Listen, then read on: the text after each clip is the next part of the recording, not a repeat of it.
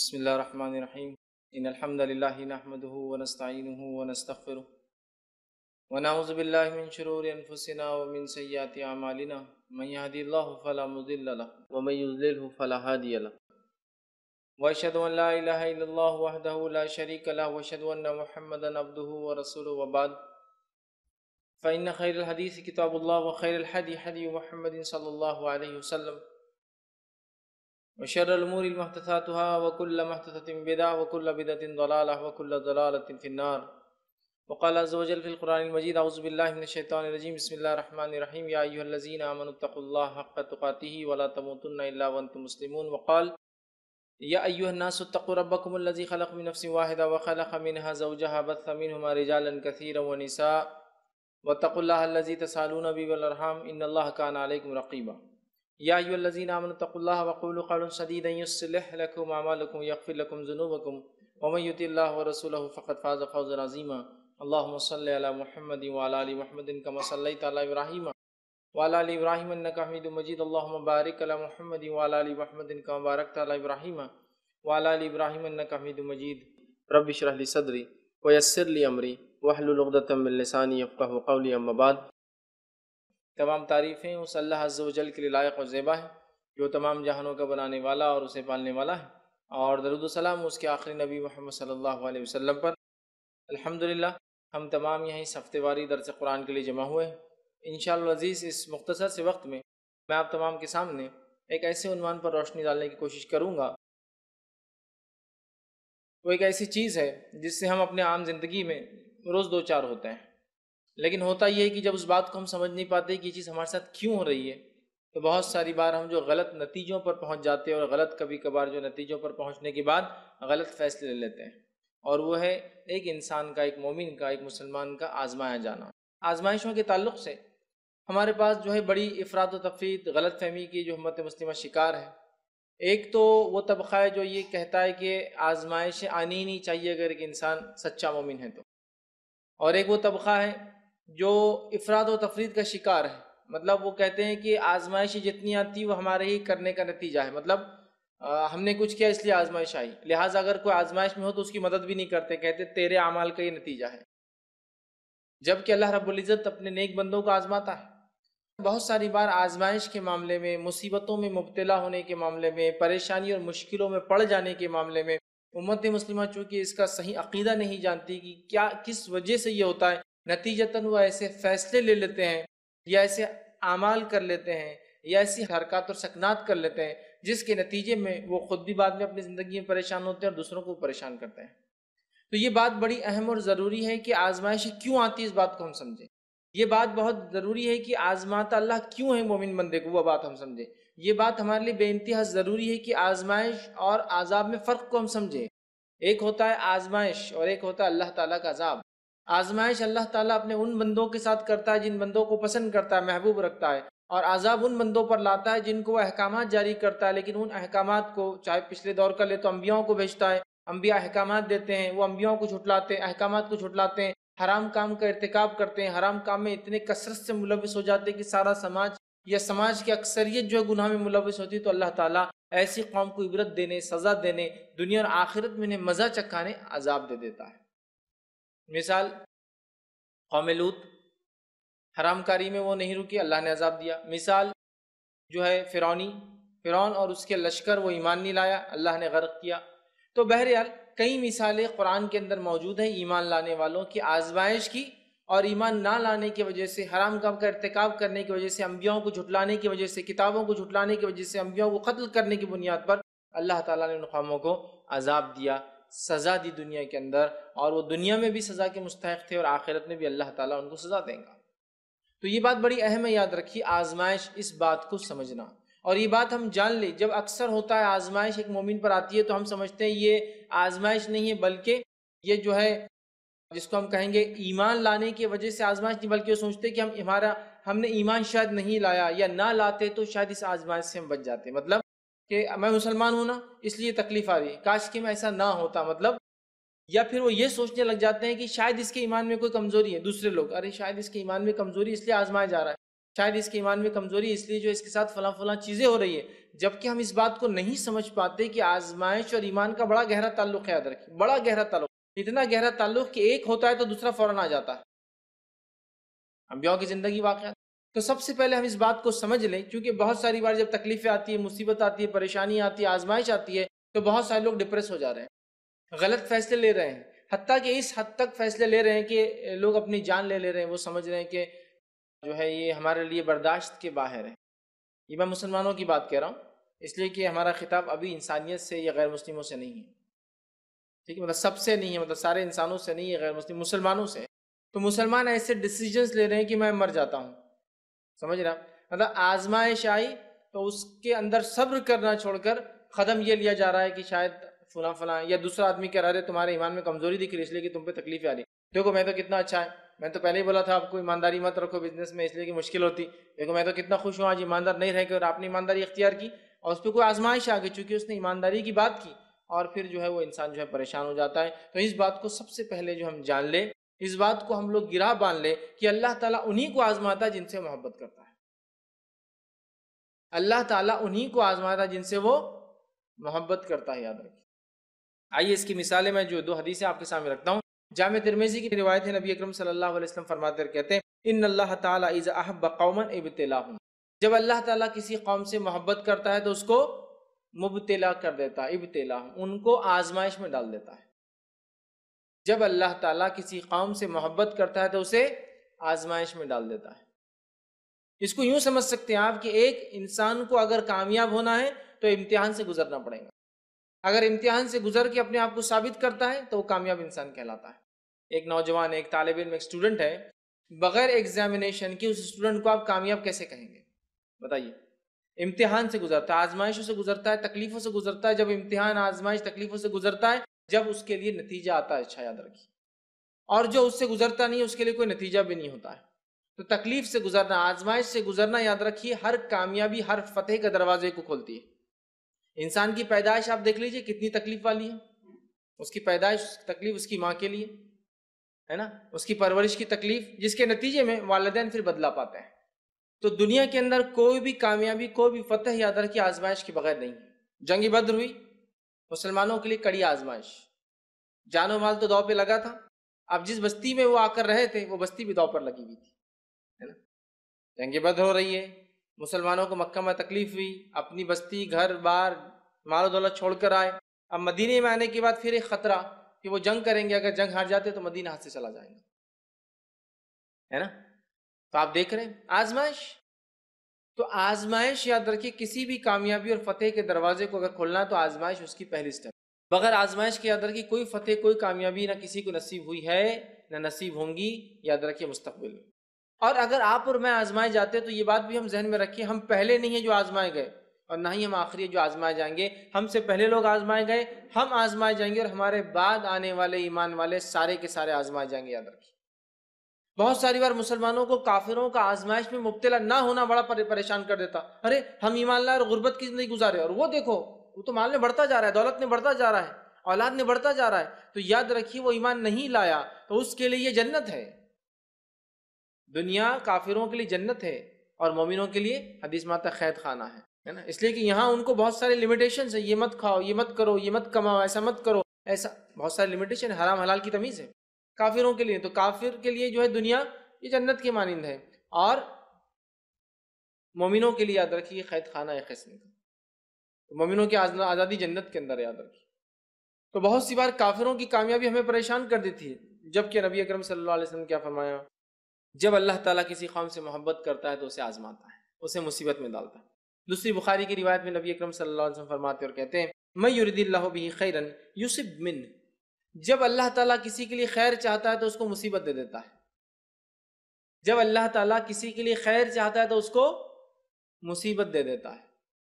مصیبت دیتا ہے، اس مصیبت میں وہ آدمی صبر کرتا ہے، مصیبت میں وہ صبر کرتا ہے جیسا صبر کرنے کا حق ہے، تو اللہ رب العزت اس کو بدلے میں خیر عطا فرماتا ہے. یصب من، اس کو مصیبت میں ڈال دیتا ہے. کس کو؟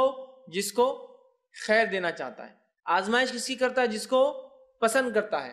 اب اگر کوئی مومن بندہ آزمایا جا رہا ہے ایمان کی وجہ سے اور وہ یہ ڈیسیجن لے کہ میں سوسائڈ کر لیتا ہوں، اس کا مطلب اس نے آزمائش کو سمجھا نہیں، جس کے نتیجے میں اسے کیا لگ رہا ہے کہ مصیبتیں میرے برداشت کے باہر ہے۔ اور یاد رکھیے، اللہ تعالیٰ جب کسی مومن بندے کو مصیبت دیتا ہے تو اتنی ہی مصیبت دیتا ہے جتنی وہ برداشت کر سکتا ہے۔ ایک انسان جب دوسرے انسان کو آزماتا ہے تو اتنا ہی آزماتا ہے جو اس کی برداشت کے لمٹ ہے۔ اسکول اور کالج میں سلیبس بنایا جاتا ہے تو اس لحاظ سے بنایا جاتا ہے جو اسٹوڈنٹ کے لمٹس ہے۔ امتحان جو ہوتے ہیں اس لحاظ سے لی جاتے ہیں جو اسٹوڈنٹ کی صلاحیت ہے اور ان کی حدود اور ان کے لمٹس ہے نا۔ تو دنیا کے اندر آزمائشیں انسان جب انسان کو دیتا ہے تو حدود میں ہوتی ہے، لمٹس میں ہوتی ہے۔ اسی طرح اللہ رب العزت جو سب سے حکیم ذات ہے، وہ بھی جب مسلمانوں اور مومنوں کو آزماتا ہے اتنا ہی آزماتا ہے جتنا وہ برداشت کر سکتے ہیں۔ اس لیے کہ اللہ رب العزت نے اس بات کا اعلان کر دیا، لا یکلف اللہ نفسا الا وسعها، اللہ کسی نفس کو اس کے برداشت کے یا برداشت کی طاقت سے زیادہ یا اس کی قوت اور صلاحیت سے زیادہ نہیں آزماتا۔ اس کی جتنی وسعت ہے، جتنی اس کی طاقت ہے، جتنی اس کی صلاحیت ہے، اللہ کی آزمائش اتنی آئیں گی، ایکسس میں نہیں آئیں گی۔ جب دنیا میں انسان کو نہیں آزماتا اس کے لمٹ سے زیادہ، اللہ تعالیٰ کیسے کریں گے؟ اور جب آزماتا ہے اور مومن بندہ صبر کرتا ہے تو اللہ رب العزت اس کو بہترین بدلہ عطا فرماتا ہے، یاد رکھیے۔ آئیے آگے سنیے، حدیث کے اندر جو الفاظ آتے ہیں، صحیح مسلم کی روایت ہے، نبی اکرم صلی اللہ علیہ وسلم فرماتے ہیں مومن کا معاملہ عجیب ہے۔ آپ صحابہ کے ساتھ بیٹھے تھے، آپ نے کہا مومن کا معاملہ عجیب ہے۔ صحابہ نے کہا کیسے عجیب ہے؟ آپ صلی اللہ علیہ وسلم فرمایا، کہا اگر اسے اللہ آسانی دیتا ہے تو یہ شکر ادا کرتا ہے اور یہ اس کے لیے خیر ہے، اور اگر اللہ اس کو آزمائش میں ڈالتا ہے تو یہ صبر کرتا ہے، یہ اس کے لیے خیر ہے، اور یہ معاملہ مومن کے علاوہ کسی کا نہیں۔ مومن دونوں ہی حالت میں فائدہ ہے۔ انسان کی دنیا میں دو ہی کیفیت ہے، تیسرے نہیں ملیں گے آپ کو۔ ایک سکون اطمینان والی اچھی زندگی گزارا، اور دوسری پریشان حال والی آزمائش والی، ہے نا، دو ہی زندگی۔ تو اگر ایک مومن کو اللہ دنیا کی نعمت دیتا ہے، وہ شکر ادا کرتا ہے، وہ اس کے لیے خیر ہے، اور اللہ تعالیٰ مومن بندے کو آزماتا ہے اور اس پہ صبر کرتا ہے، وہ اس کے لیے خیر ہے، اور یہ معاملہ مومن کے علاوہ نبی اکرم صلی اللہ علیہ وسلم فرماتے اور کسی کا نہیں۔ ایسی کیفیت صرف مومن کے لیے، کافروں کے لیے نہیں، سمجھ رہے ہیں؟ ایسی کیفیت صرف مومنوں کے لیے، کافر کے لیے نہیں۔ سمجھ آپ اس بات کو؟ اس بات کو ہم سمجھے، یاد رکھیں۔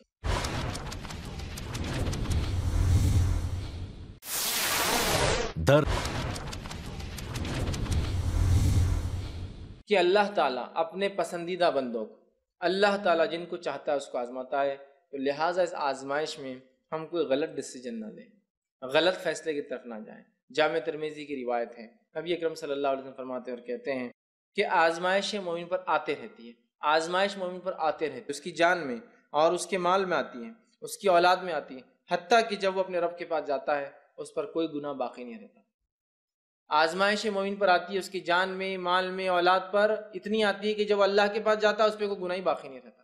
تو آزمائش ایک طرح سے گناہ کے معافی کی وجہ ہے، آزمائش ایک طرح سے جس کو ہم کہیں گے سنس کے ایکسپیشن، جس کو کہیں گے گناہوں کے اپنے سے دور ہٹانے کی ایک وجہ ہے، جس سے ہمارے گناہ معاف ہو جاتے ہیں۔ ہم نہیں سمجھ پا رہے اس کو۔ میں غریب ہوں، میں پریشان ہوں، اولاد بیمار ہے، میں پریشان ہوں۔ پریشان ہونا انسانی فطرت ہے، لیکن اس کے لیے شرعی حدود اور لمٹس ہے۔ یہ پریشانی کی آہو بکا، جزا اور فضا، سمجھ رہا، رونا دھونا کی بات ہمارے ساتھ ہی ہو رہا ہے، ٹھیک ہے۔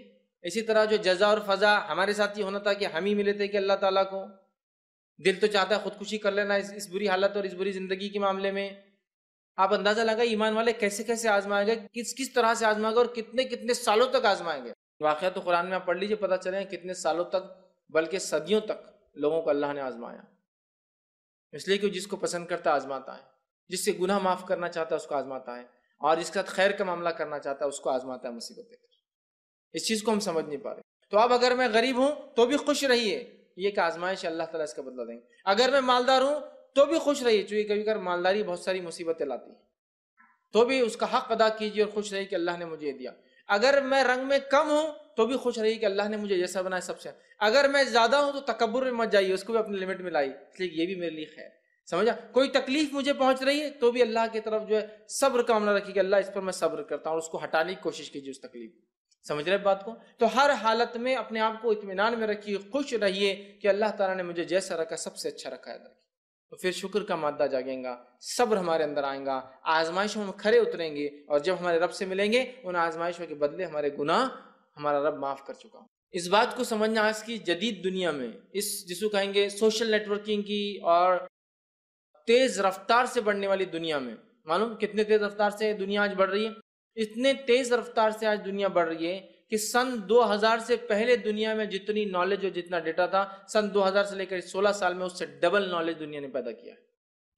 صرف 16 سال میں ہی، اور ہر روز ہم کئی صدیوں کا ڈیٹا روز پیدا کر رہے ہیں. تو یہ ایک نالج ایکسپلوژن ہے اندر کی.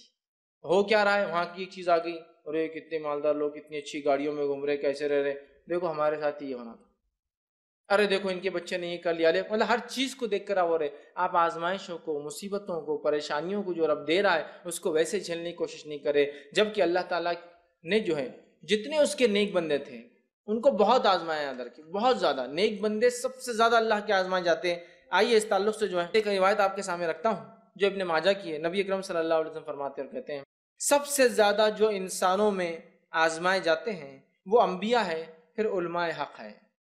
سب سے زیادہ جو انسانوں میں اللہ آزماتا ہے وہ انبیاء ہے، پھر علماء حق ہے، پھر صالحین ہیں. ان میں سے کچھ کے جسم پر کیڑے پڑ گئے اور اس کی وجہ سے وہ مر گئے. کچھ کے جسم پر کیڑے پڑ گئے جس کی وجہ سے وہ مر گئے. اگر آج کسی انسان کو دیندار اس کے آنکھ میں کیڑے پڑ جائے، اللہ رحم کرے، تو ہم کیا بولیں گے؟ ہاں بہت بڑا تھا، گناہ گار ہوں گا اس لیے ایسا ہو. ہم آزمائش اور عذاب یا سزا کا فرق نہیں سمجھ پاتے. دین پر چلنے کی بنیاد پہ جو تکلیفیں آتی وہ آزمائش، اور دین کو چھوڑنے کی بنیاد پہ جو مصیبتیں پریشانی آتی وہ سزا ہوتی ہے. تو کچھ ایسے تھے جس میں کیڑے پڑ گئے اور وہ مر گئے اس وجہ سے. پھر آگے آپ نے فرمایا کچھ کو اللہ نے جو ہے غربت سے آزمایا کہ انہیں پہننے کو کچھ نہیں تھا سوائے ایک ٹاٹ کے. ٹاٹ سمجھتے نا؟ تھیلا. جن کو پہننے کو کچھ نہیں تھا سوائے ٹاٹ کے. اور ٹاٹ میں سمجھتا ہوں اس زمانے میں بھی اور آج بھی سب سے سستی چیزیں جو خریدی جا سکتی ہے. آج بھی ٹاٹ کا تھیلا 5 روپے میں آتا ہے، لیکن اتنا بڑا ہوتا ہے کبھی 10-20 روپے کا لے لے تو آپ پورا کپڑا آنکھ ڈھانک سکتے ہیں، لیکن کوئی اس کو پہنتا نہیں ہے اندر کی، ہے نا؟ تو سوائے ٹاٹ کے اتنے غریب تھے کہ کچھ نہیں تھا سوائے ٹاٹ پہنتے تھے. سمجھ رہے؟ لیکن وہ اس آزمائش میں اتنے خوش تھے جتنے تم سکون میں بھی خوش نہیں رہتے ہو. لیکن چونکہ وہ جانتے تھے یہ ان کے رب کی طرف سے آزمائش ہے، وہ اتنے سیٹسفائیڈ تھے، وہ اتنے خوش تھے جتنے آپ سے فرما رہے تم جو سکون میں بھی نہیں خوش ہوتے ہو، تمہارے سکون کے مقابلے میں وہ زیادہ خوش تھے. آج ہمارا حال کیا ہے؟ صحابہ کی زندگی دیکھ لیجیے آپ. کھانے کو نہیں ہے، پہننے کو نہیں ہے، 3 سال کے بائیکاٹ ہو رہے ہیں. بائیکاٹ کی کیفیت یہ ہے کہ اس بائیکاٹ کے اندر صحابہ کہتے کھانے کچھ نہیں تھا. کبھی کبھار کوئی کچھ رشتہ دار دوست احباب کہیں سے لا کر ڈال دیتے تو اتنا کھانے کو مل جاتا ہے نا. پھر وہ بائیکاٹ کے اندر یہ ہو رہا ہے کہ کھانے کو جب نہیں ہوتا تو پتے کھایا کرتے تھے پانی کے ساتھ، چمڑے کھایا کرتے اور پانی پیا کرتے تھے. صحابہ کے اقوال موجود ہیں. آزمائیں گے، کبھی نہیں بولے کہ اچھے خاصے تھے اب ایمان لائے تو دیکھو کیا مصیبت آ گئی کہ جانوروں کا پتا ہم کھا رہے ہیں. پتا آپ کچا نہیں کھا سکتا انسان، بہت مشکل ہوتی ہے. اللہ نے اس کے دانتوں میں وہ صلاحیت نہیں دیا کہ اس کو کھائے، اور ہضم کرنے کے لیے وہ صلاحیت نہیں ہوتی. اور اس پر کھجور کا پتا ہو تو پھر ناممکن ہے کہ انسان کے لیے. سمجھ رہے آپ؟ تو ایسے آزمائیں گے. لیکن کبھی بھی انہوں نے آزمائش میں یہ اظہار نہیں کیا کہ ہمارے ساتھ یہ ہو رہا ہے. میں یہ بات کیوں کہہ رہا ہوں؟ آج اللہ نے ہمیں لاکھ نعمت دینے کے بعد بھی جو ہماری کیفیت ہے نا، یہ بہت خطرناک کیفیت ہے. ایک مرتبہ ایک شیخ کو کسی نے کال کیا اور کال کر کے سوال کیا. وہ افریقہ کے ایک ایسے علاقے سے کال کر رہا تھا جہاں بہت غربت ہے، بہت غربت ہے. ٹھیک، اسے کسی طرح سے جو اس نے بات کرنے کی کوشش کی اور یہ سوال اپنا جو ہے فون کے ذریعے رکھا. سوال اس کا یہ تھا، اور سائل نے یہ سوال کیا اس شیخ سے جس سے بات کر رہا تھا رمضان سے متعلق، اور سوال کیا اللہ تعالیٰ میری سحری کو قبول کرے گا جبکہ میں اس میں کچھ بھی نہیں کھاتا ہوں؟ سمجھ رہے ہیں؟ یا میرے روزے کو قبول کریں گا جبکہ میں اس میں کچھ نہیں کھاتا ہوں، نہ سحر میں کچھ کھاتا ہوں نہ افطار میں کچھ کھاتا ہوں. مطلب سحر کب شروع ہوتی ہے اور افطار کب ختم ہوتی ہے؟ ہم کو کھانے کو نہیں ہے تو نہ شروعات میں کچھ ہے نہ کھانے. روزے کو توڑتے ہیں نا آپ، مطلب افطار کرتے ہیں روزے کو توڑنا ہے، تو میں وہ نہیں کر پاتا ہوں. تو کیا اللہ ہمارے روزے قبول کریں گے؟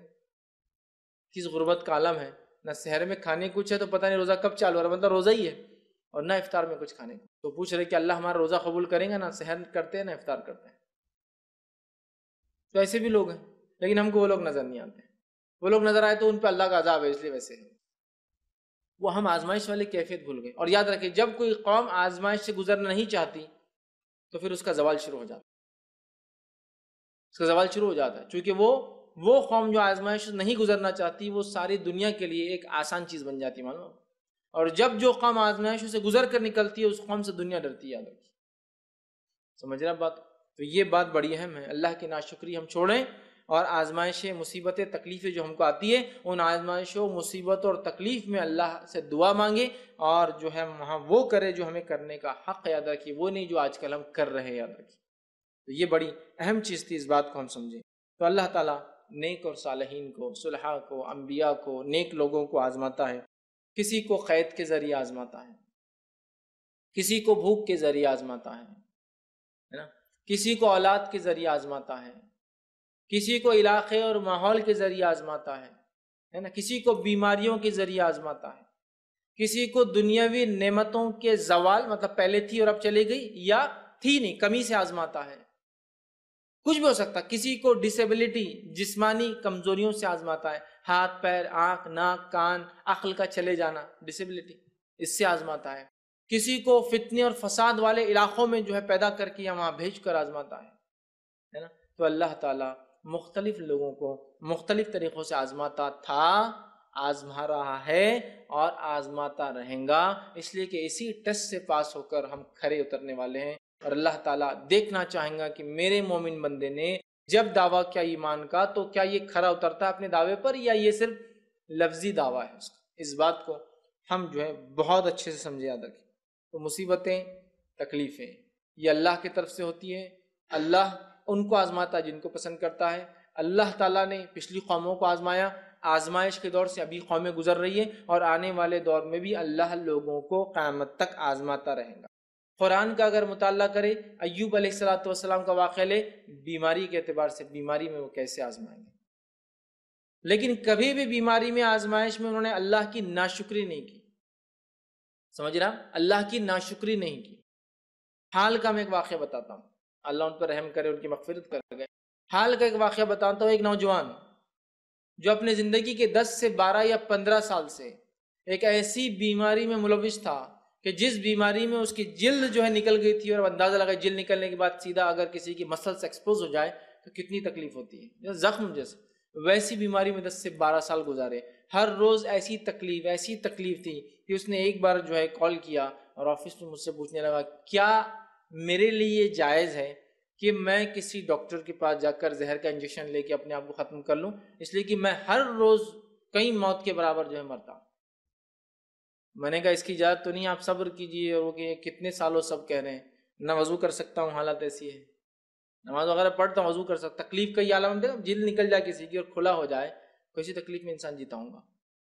تو ایسی کئی، پھر بہرحال بعد میں نے کہا نہیں یہ نہیں، آپ صبر کیجئے، فلاں فلاں، بہرحال حال کی بات ہے کچھ ماہ پہلے، پھر تھوڑے دن پہلے، کچھ روز پہلے مجھے پتا چلا کہ ان کا انتقال ہو گیا، انا للہ و انا الیہ راجعون۔ لیکن بہرحال موت بھی ان کے لیے ایک آزادی تھی ایک قسم کی۔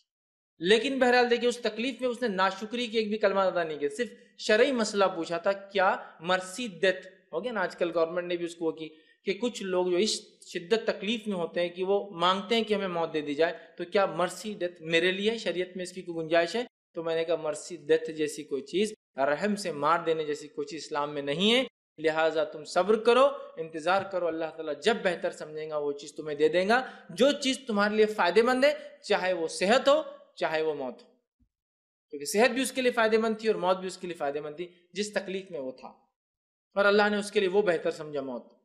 سمجھ رہا بات کو؟ نوجوان تھا، نکاح وغیرہ کچھ بھی نہیں ہوا تھا۔ تو اندازہ لگائیے، تو مصیبت اس کی ایک شکل بیماری، ایوب علیہ السلام اس کی جیتی جاگتی مثال ہے۔ قرآن پڑھ لیجیے، معلوم ہو جائے۔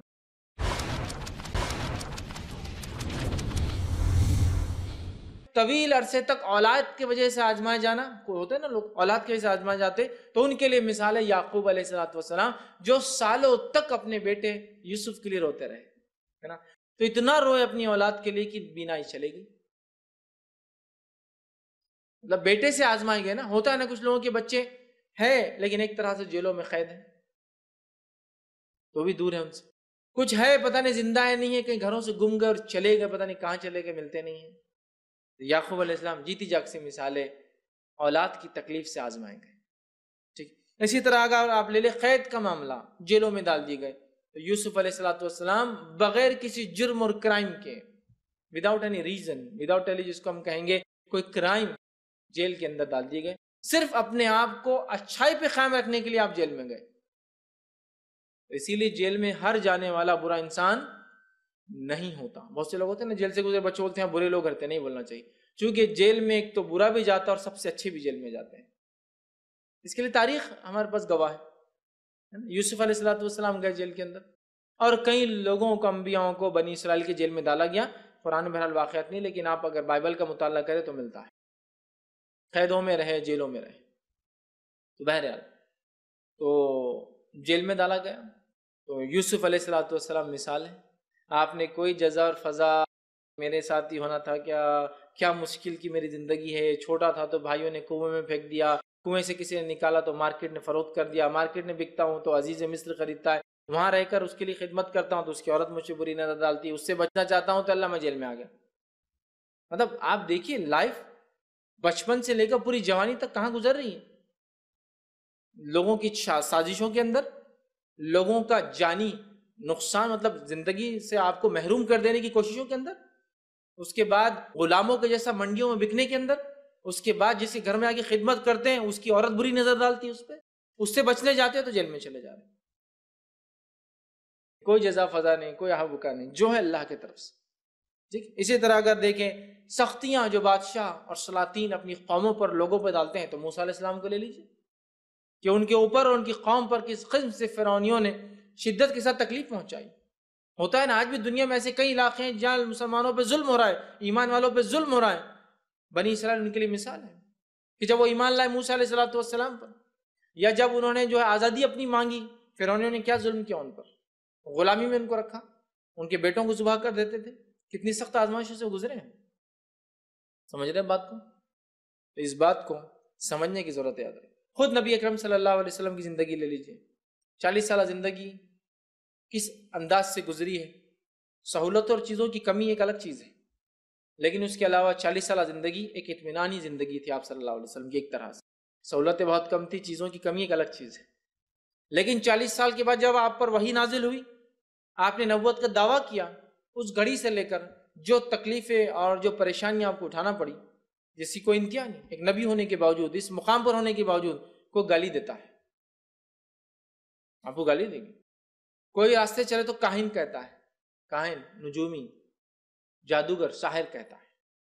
کوئی انسان جو ہے آپ کو مجنون کہتا ہے، مجنون جس پہ جن سوار ہو، پاگل جو ہو جاتا ہے، تو کوئی مجنون کہتا ہے، تو کوئی جادوگر کہتا ہے، تو کوئی گالی دیتا ہے، تو کوئی کاہن کہتا ہے، ٹھیک ہے۔ اسی طرح کوئی ہے جو آپ کو شاعر کہتا ہے، ہاں یہ شاعری کرتا ہے جو کچھ پڑھتا ہے قرآن، نعوذ باللہ، تو کوئی شاعر کہتا ہے۔ اتنے الزامات آپ پر ایک کے بعد لگ رہے ہیں۔ کوئی یہ سمجھتا ہے کہ شاید کسی خوبصورت عورت کے لیے سب کرایا جا رہا ہے، تو آفر دیے جا رہے ہیں۔ کوئی یہ سمجھتا ہے کہ شاید اس کو لالچ ہے کہ عرب کے،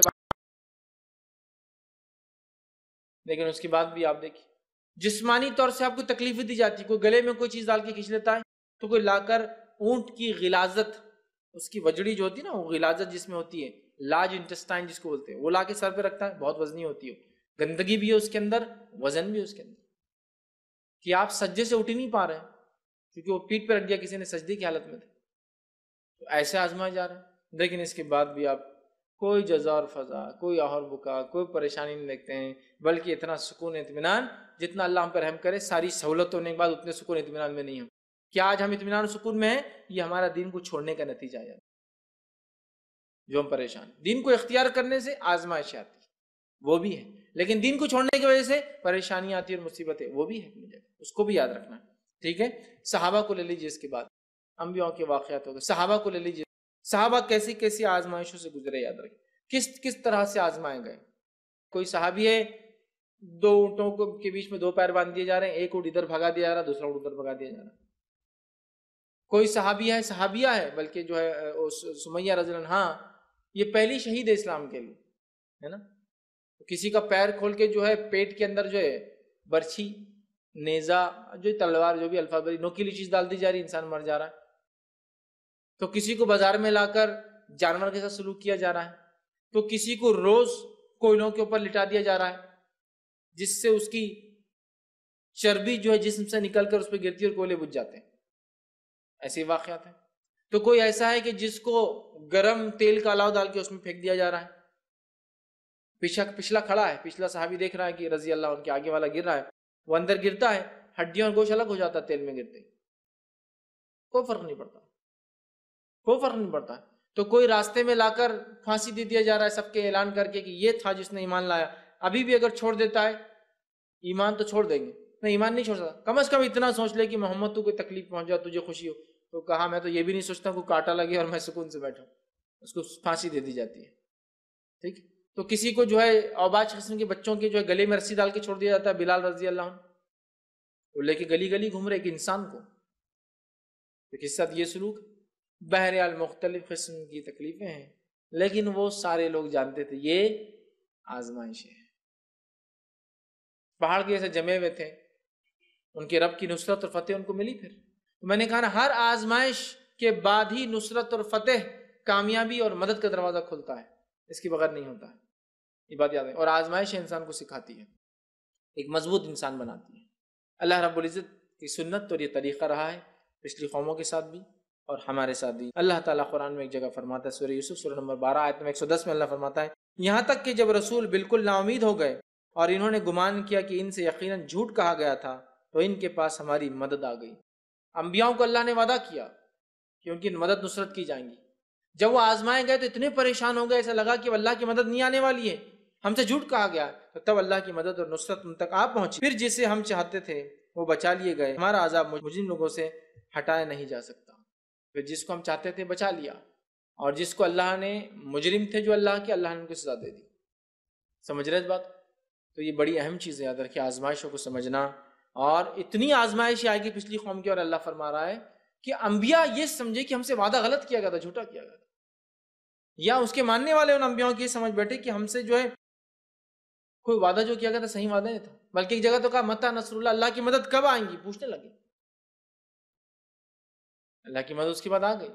تو آزمائش یاد رکھیے، یہ اہم فیز ہے، یاد رکھیے. اور جب کوئی قوم اس کے لیے ریڈی نہیں ہوتی نا، تیار، تو وہ قوم جو ہے زوال پذیر ہو جاتی ہے.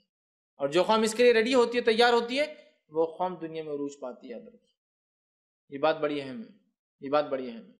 اس لیے کہ آج دیکھیے آپ، سوفسٹیکیشن، جدیدیت کے اعتبار سے امریکہ کتنا آگے ہے، کتنا آگے ہے. ملٹری ایک مائٹ ہے، ملٹری پاور ہے، سپر پاور نمبر 1 ہے، لیکن اس کے باوجود بھی اس کی فوج میں مرنے کا جذبہ نہیں. آج تک دنیا میں کوئی بھی جنگ وہ زمین پہ اتر کے نہیں جیت سکے. دور سے سب کچھ کرتے ہیں، زمین پہ اترنے کی طاقت نہیں، چونکہ آزمائشوں سے وہ گزرنا نہیں چاہتے ہیں. سمجھ رہے ہیں؟ جو قوم آزمائشوں سے گزرتی ہے وہ بہت کچھ کر پاتی ہے. اور جو آزمائشوں سے ڈر کر پیچھے ہٹ جاتی ہے وہ دنیا میں بھی کچھ نہیں کر پاتی، چونکہ فتح اور نصرت بھی اس کے ساتھ نہیں ہوتی ہے. اسی طرح اللہ رب العزت سورہ انعام سورہ نمبر 6 آیت نمبر جو 34 میں 34 میں فرماتا ہے، کہتا ہے وَلَقَدْ كُذِّبَتْ رُسُلٌ مِّن قَبْلِكَ، اے نبی آپ سے پہلے بھی جو رسول تھے وہ جھٹلائے گئے. فَصَبَرُوا عَلَىٰ مَا كُذِّبُوا، تو انہوں نے صبر کیا جب کہ وہ جھٹلائے گئے. حالانکہ نبی ہے لیکن ان کو جھٹلایا گیا، انہوں نے اس معاملے میں صبر کیا جس چیز کے معاملے میں جھٹلائے گئے تھے. وَأُوذُوا، صبر کیا کہ وہ جھٹلائے گئے اور ان کو اذیت دی گئی، اس پر بھی وہ صبر کیا. حَتَّىٰ آتَاهُمْ نَصْرُنَا، جب تک کہ اللہ کی مدد ان کے پاس نہ آ گئی. تو انبیاء تھے، آزمائے گئے، انہوں نے صبر کیا لوگوں کی تکلیفوں پر اور اذیتوں پر، اور اس کے بعد اللہ کی مدد آ پہنچی، اللہ کی مدد آ پہنچی. اور یقیناً آپ سے پہلے کئی رسول جھٹلائے گئے، تو انہوں نے اس پر صبر کیا کہ وہ جھٹلائے گئے اور انہیں اذیت دی گئی، یہاں تک کہ ان کے پاس ہماری مدد آ گئی. تو اللہ کی مدد اور نصرت تبھی آ سکتی، جو میں نے کہا نا، جب ہم آزمائش کے لیے ریڈی ہوں، جب ہم آزمائش کے لیے ریڈی ہوں. جب ہم آزمائش کے لیے ریڈی نہیں ہوں گے اور ایک اطمینان والی زندگی گزارنے کا ہم فیصلہ کر لیں گے اور آنے والی آزمائشوں کو اپنے خلاف سمجھیں گے، بلکہ آنے والی آزمائشوں کو ہٹانے کے لیے خودکشی جیسی چیزوں کا، اپنے آپ کو ختم کرنے کے ارادوں کا، بستی اور شہر اور ایمان چھوڑنے کی نیتیں کر لیں گے، مصیبتیں یقیناً ہٹ جائیں گی، لیکن آخرت کے اعتبار سے آپ ناکام ہو جائیں گے. مصیبتیں ہٹ جائیں گی لیکن آخرت کے اعتبار سے ہم ناکام ہو جائیں گے، یاد رکھیے. اور آج ہم میں سے اکثر یہی چاہتا ہے، سب سے عیش اور عشرت والی زندگی، بنا کسی تکلیف کے ایمان پر بھی چلے اور آخرت بھی مل جائے. حالات ایسے ہی ہے، یاد رکھیے، ہے نا. بہت سارے لوگ ہوتے ہیں دعا کرتے، اے اللہ اس مصیبت کو ہم سے ہٹا دے، اور اس کے لیے ہمارے اندر ایسے ایسے لوگ پیدا کر جو اس مصیبت سے ہم کو دور لے جائے، ہے نا. مسلمان مصیبت زدہ ہے، پریشان حال ہے ممالک میں، دعا ہو رہی ہے اللہ پھر بھیج دے کوئی صلاح الدین ایوبی، ہے نا. لیکن میرے گھر میں نہیں پیدا ہونا، پڑوسی گھر میں پیدا ہونا، اس لیے کہ میں تکلیف نہیں اٹھا سکتا ہوں جو ان لوگوں نے اٹھائی. یہ ایک الگ چیز ہے. یہی حال ہے ہمارا آج، یہی حال ہے نہیں ہمارا آج. ٹھیک، یہ کام بہت غلط ہو رہا ہے، اس کے خلاف بولنا چاہیے. تم کیوں نہیں بولتے؟ نہیں میں نہیں بول سکتا، تم بولو. کیوں آپ کیوں نہیں بول سکتے؟ اس لیے کہ میں آزمائشوں میں نہیں مبتلا ہونا چاہتا. آپ بولیے، آپ دیکھ لیجیے، ہمارا حال یہی ہے نہیں؟ دین کے بنیاد پہ نہیں، ہم تو دنیا کی بنیاد پہ کوئی مصیبت لینا نہیں چاہتے. کوئی آدمی اگر گڑھے میں گرا ہوا میں اس کو نہیں اٹھا سکتا ہوں، اس لیے نہیں کہ اس کی مدد نہیں، اس لیے کہ وہ گڑھے میں گرا ہوا ہے، اس کے کپڑے گندے ہو گئے، اس کو نکالوں گا میں گندا ہو جاؤں گا. چھوٹا سا ہم کو یہ کام بھی نہیں کرنا. باقی آزمائشیں اور مصیبتیں تو ایک بہت ہائر فیز ہے جو ایمان کی وجہ سے آتی ہے. جو لوور لیول پر آ سکتی ہے وہ بھی برداشت کرنے کو ہم تیار نہیں. بتائیے آپ، بوڑھے ماں باپ کو انسان چھوڑنا چاہتا ہے آج کے دور میں اپنے گھر سے دور، ایک کوئی بوڑھا گھر میں اولڈ ایج ہوم میں. کیوں؟ اس لیے کہ ان سے آنے والی آزمائش اور پریشانیوں کو ہم نہیں اٹھانا چاہتے ہیں. ہے نہیں؟ اولاد ہماری بگڑتے جا رہی ہے، کیوں؟ ان کی تربیت ہم کرنا نہیں چاہتے. ماحول ہمارا خراب ہوتا جا رہا ہے، کیوں؟ ہم اپنی اصلاح نہیں کرنا چاہتے. کیونکہ میں شروع ہوں گا تو لوگ مجھے یہ بولیں گے، وہ بولیں گے، وہ بولیں گے، یہ ہوں گا، وہ ہوں گا، ایسا ہوں گا، ویسا ہوں گا. جان دو اور چھوڑ دو. ہم تو لیسٹ لیول میں کوئی مصیبت اٹھانے کو تیار نہیں، ہائیسٹ لیول تو اس کا چھوڑ دیجیے. صحابہ کی زندگی نمونہ ہمارے لیے یاد رکھیے. اصحاب رسول کی زندگیاں، اس کے علاوہ سلف صالحین کی زندگیاں، علماء حق کی زندگیاں، اور ان سے اوپر آپ جاتے جائیے انبیاء اور رسول کی زندگیاں، یہ ہمارے لیے نمونہ ہے. نمونہ ہے نہیں؟ نمونہ ہے، نمونہ ہے. یاد رکھیے، نمونہ ہے یہ.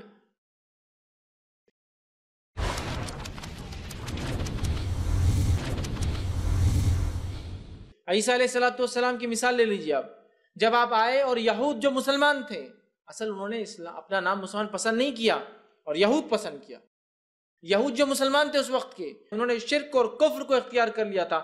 عیسیٰ علیہ السلام آئے اور انہوں نے تعلیمات کو پاک کر دیا. توریت کی تعلیمات کو جو کرپٹ اور انہوں نے بگاڑ دیا تھا، اس میں تحریف کی تھی، اس میں وضاح کیا تھا، اپنے طرف سے باتیں من گھڑت ڈال دی تھی. عیسیٰ علیہ السلام نے آ کے جب پول کھولی، ایک طرح سے وضاحت کی، تحریف کو الگ کر دیا، حق کو الگ کر دیا، توحید کو واضح کر دیا، تو پوری کی پوری یہودیت ان کے پیچھے پڑ گئی. مسلمانوں میں ایک نبی آیا، یہودی مسلمان تھے اس زمانے کے، ان میں ایک نبی آتا ہے، حق بات کہتا ہے تو وہ قوم کس طرح سے تکلیف دیتی ہے.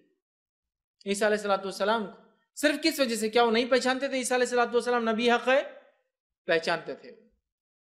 وہ پہچانتے تھے عیسیٰ علیہ السلام کو، وہ پہچانتے تھے یحییٰ علیہ السلام کو. لیکن اس کے باوجود بھی انہوں نے جو ان کے خلاف مکر کی، چال بازی کی، حتیٰ کہ قتل کرنے کا منصوبہ بنایا. اللہ رب العزت طے کر چکا تھا کہ تم یہ حرکت کرو گے غلیظ، اور اس کے بعد اللہ طے کر چکا تھا کہ پھر ہم تمہیں آزمائیں گے. اس کے بعد پھر اللہ تعالیٰ نے ایسا آزمایا اور اپنے ایسے بندوں کو ان کے خلاف بھیجا. آزمائش تو نہیں کہنا چاہیے، بہرحال ایسی ان کو سزا دی سخت، اور اپنے ایسے بندوں کو ان کے بھیج دیا جنہوں نے فلسطین پر حملہ کیا. اور اس زمانے میں ٹائٹس نامی ایک بادشاہ جو یونان کا تھا، اس نے سن 70 عیسوی میں حملہ کیا، اور 70 عیسوی میں حملہ کرنے کے بعد وہ حال کیا اس نے کہ پورے جو فلسطین کو برباد کر دیا، مسجد اقصیٰ کو اس نے ڈھا دیا، اور پورے ان کو غلام بنا کر اپنے ساتھ یونان لے گیا. اور باقی جو بھاگ سکے تو بھاگ ہو لیے، نکل پڑے. اس کو کہتے ڈائسپورا. یہودی جو بھاگے نا پورے دنیا میں، اور پھر 1924 میں آ کے انہوں نے پھر جمع ہونا شروع کیا. کہاں جمع ہونا شروع کیا؟ فلسطین کے اندر واپس، جس کو وہ اسرائیل بنانا چاہتے ہیں. یہ جب کی بات ہے. تو اللہ وعدہ کر چکا تھا ان سے، تم یہ حرکت کرو گے، ہم اپنے لڑاکے بندے، سورہ بنی اسرائیل کی ابتدا پڑھ لیجیے، ساری تفصیلات مل جائیں. ہم نے لڑاکے بندے تمہارے خلاف بھیجیں گے، وہ ایسا گھسیں گے تمہارے گھروں کے اندر گھس جائیں گے، اور دشمن ایسا اٹیک کریں گا کہ تمہارے گھر بھی سیف نہیں رہیں گے. ہوا. لیکن اس کے بعد بھی اس قوم نے توبہ نہیں. پھر ان کو ایک اور موقع دیا گیا نبی اکرم صلی اللہ علیہ وسلم کی جو ہے بعثت کے بعد، پھر توبہ کر لو، پھر موقع ہے، پھر نبی حق آ گئے. اور اس نبی کی وضاحت بھی تمہاری کتاب میں، ان کی کتاب موجود تھی. عیسیٰ علیہ السلام کی جیسے تھی، وہ جانتے تھے یہ بھی نبی حق ہے، اس نبی پہ ایک وحی اتریں گی، وہ ایک کلام، ایک کتاب لائیں گا، اس کی ایک شریعت ہوں گی اپنی، سب جانتے تھے. چونکہ موسیٰ علیہ السلام وعدہ کر چکے تھے، توریت کے کچھ نسخوں میں ابھی بھی وہ باتیں باقی تھی کہ ایک نبی آئیں گا جو مجھ سے ہوں گا، مجھ جیسا ہوں گا. موسیٰ علیہ السلام کہہ رہے مجھ جیسا ایک نبی ہوں گا. وضاحت کی گئی کہاں سے آئیں گا، کس لوکیشن سے، کس جگہ پر، کس علاقے میں، ساری چیزیں بتائی گئی. اور یہود اتنا پریسائسلی، اتنا باریکی سے جانتے تھے. اس کے تعلق سے ایک صحابی رسول فرماتے ہیں، اور وہ کہتے ہیں جب میں چھوٹا تھا تو مدینے میں یہودی کچھ جو ہے نبی کی ایک آنے کی بشارت دیا کرتے تھے.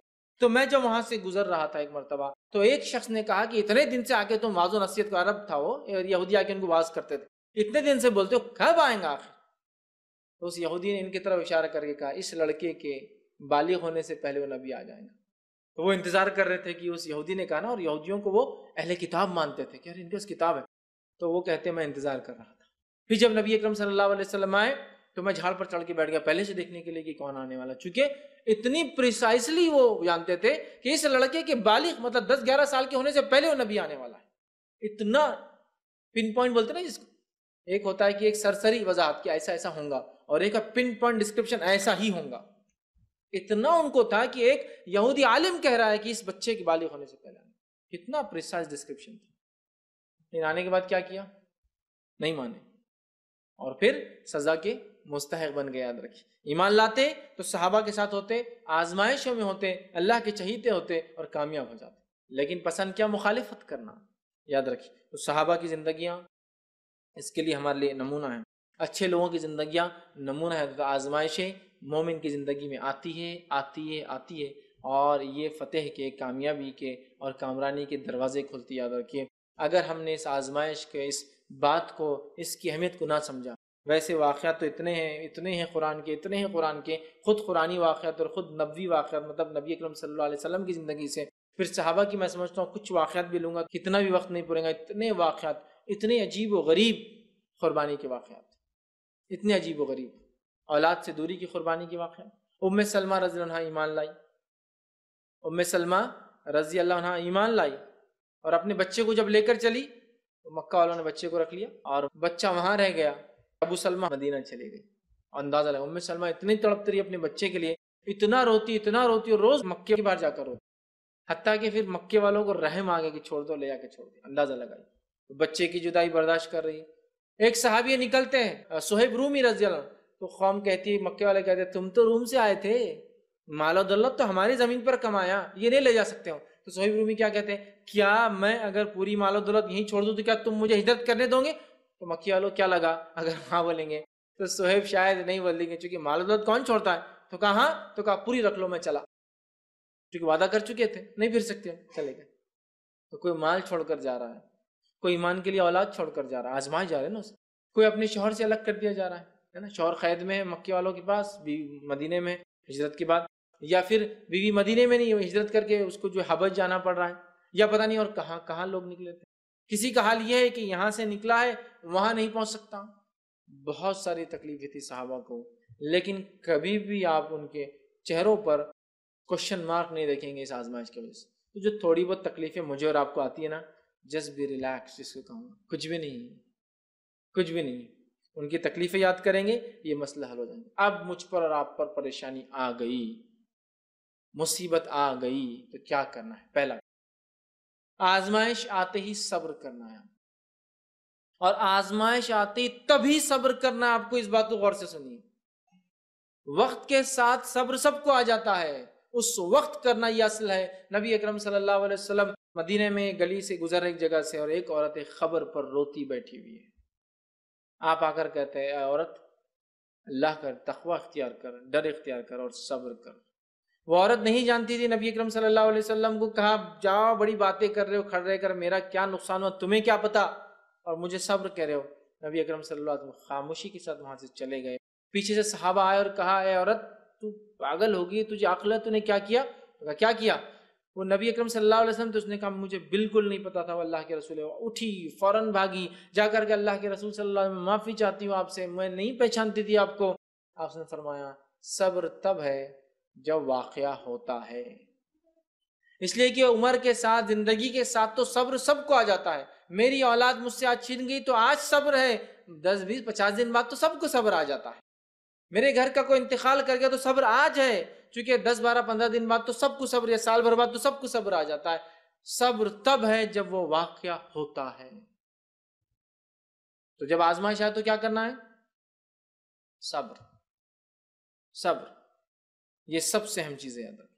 ٹھیک ہے. دوسرا، اللہ سے مدد طلب کرنا ہے دعاؤں کے ذریعے. اللہ سے مدد طلب کرنا ہے دعاؤں کے ذریعے کہ یہ مصیبت آئی ہے اللہ اس کو ہم سے دور کر، یہ جو پریشانی آئی اس کو دور کر، اس آزمائش میں ہم کو کھرا اتار، اس آزمائش کو دنیا اور آخرت میں میرے لیے فائدے کا ذریعہ بنا اور کامیابی کا ذریعہ بنا. تو دوسری چیز، صبر کے بعد مدد طلب کرنا اللہ تعالیٰ سے.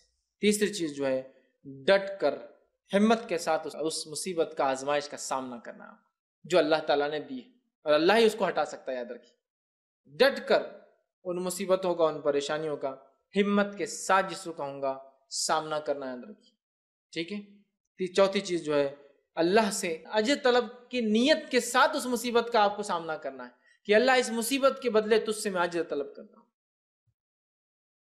سمجھ رہے آپ؟ ایمان کے بعد آپ اس مصیبت کے بدلے اللہ سے اجر طلب کریں. اللہ میں اس مصیبت کو خاموشی سے برداشت کروں گا، تجھ سے میں توقع اور امید کرتا ہوں، تو اس کے بدلے میں مجھے کچھ نہ کچھ دیں گا، خالی ہاتھ نہیں جانے دیں گا. سمجھ رہے آپ؟ تو مصیبت کا اجر طلب کیجیے اللہ سے. اسی طرح جو ہے شیطان کو آپ کو وہاں بہکانے یا کمزور کرنے کا موقع نہ دیجیے. کسی بھی طریقے سے شیطان کو آپ کو بہکانے یا کمزور کرنے کا موقع نہ دیجیے. اسی لیے میں بار بار کہتا ہوں مسلمان وہ ہے جس کا ایمان تندرستی میں جیسا ہوتا ہے بیماری میں بھی ویسا ہی ہوتا ہے، مالداری میں جیسا ہوتا ہے تو غربت میں بھی ویسا ہی ہوتا ہے، اپنی زمین پہ جب ہوتا ہے تب جیسا ہوتا ہے، جب دوسری زمین پہ جاتا ہے تب بھی ویسا ہوتا ہے. وہ مومن نہیں ہے سچا، یاد رکھیے، جس کا ایمان تندرستی میں تو الگ ہو اور اس کے بعد بیماری میں بدل جائے. تندرست ہے تو اللہ کا شکر ہے، بیمار ہو جائے تو فلاں فلاں دروں پہ جا کر جو اس کا علاج طلب کیا جا رہا ہے. ایمان نہیں ہے یہ، ایمان نہیں. سمجھ رہے آپ؟ تو اس موقع پر آزمائش، پریشانی، مشکل کے شیطان کو موقع نہ دیں آپ کو بہکانے کا یا گمراہ کرنے کا. یاد رکھیے، اور آپ کو کمزور کرنے کا. ڈٹ جائیے، مصیبت اللہ کی طرف سے ہے، میں اس پر صبر کروں گا، لیکن احتساب ضرور کیجئے. یہ مصیبت ہے، آزمائش ہے، یہ عذاب اللہ کا، اس کا احتساب ضرور کیجئے. اس کو احتساب کیجئے، کہیں میرے دین کو چھوڑنے سے تو نہیں مسئلہ ہو رہا ہے، یہ دین پر چل احتساب ضرور کیجئے، ورنہ پتہ چلا ہے تکلیف، عذاب اور آپ آزمائش سمجھ رہے ہیں. اس بات کو سمجھیں.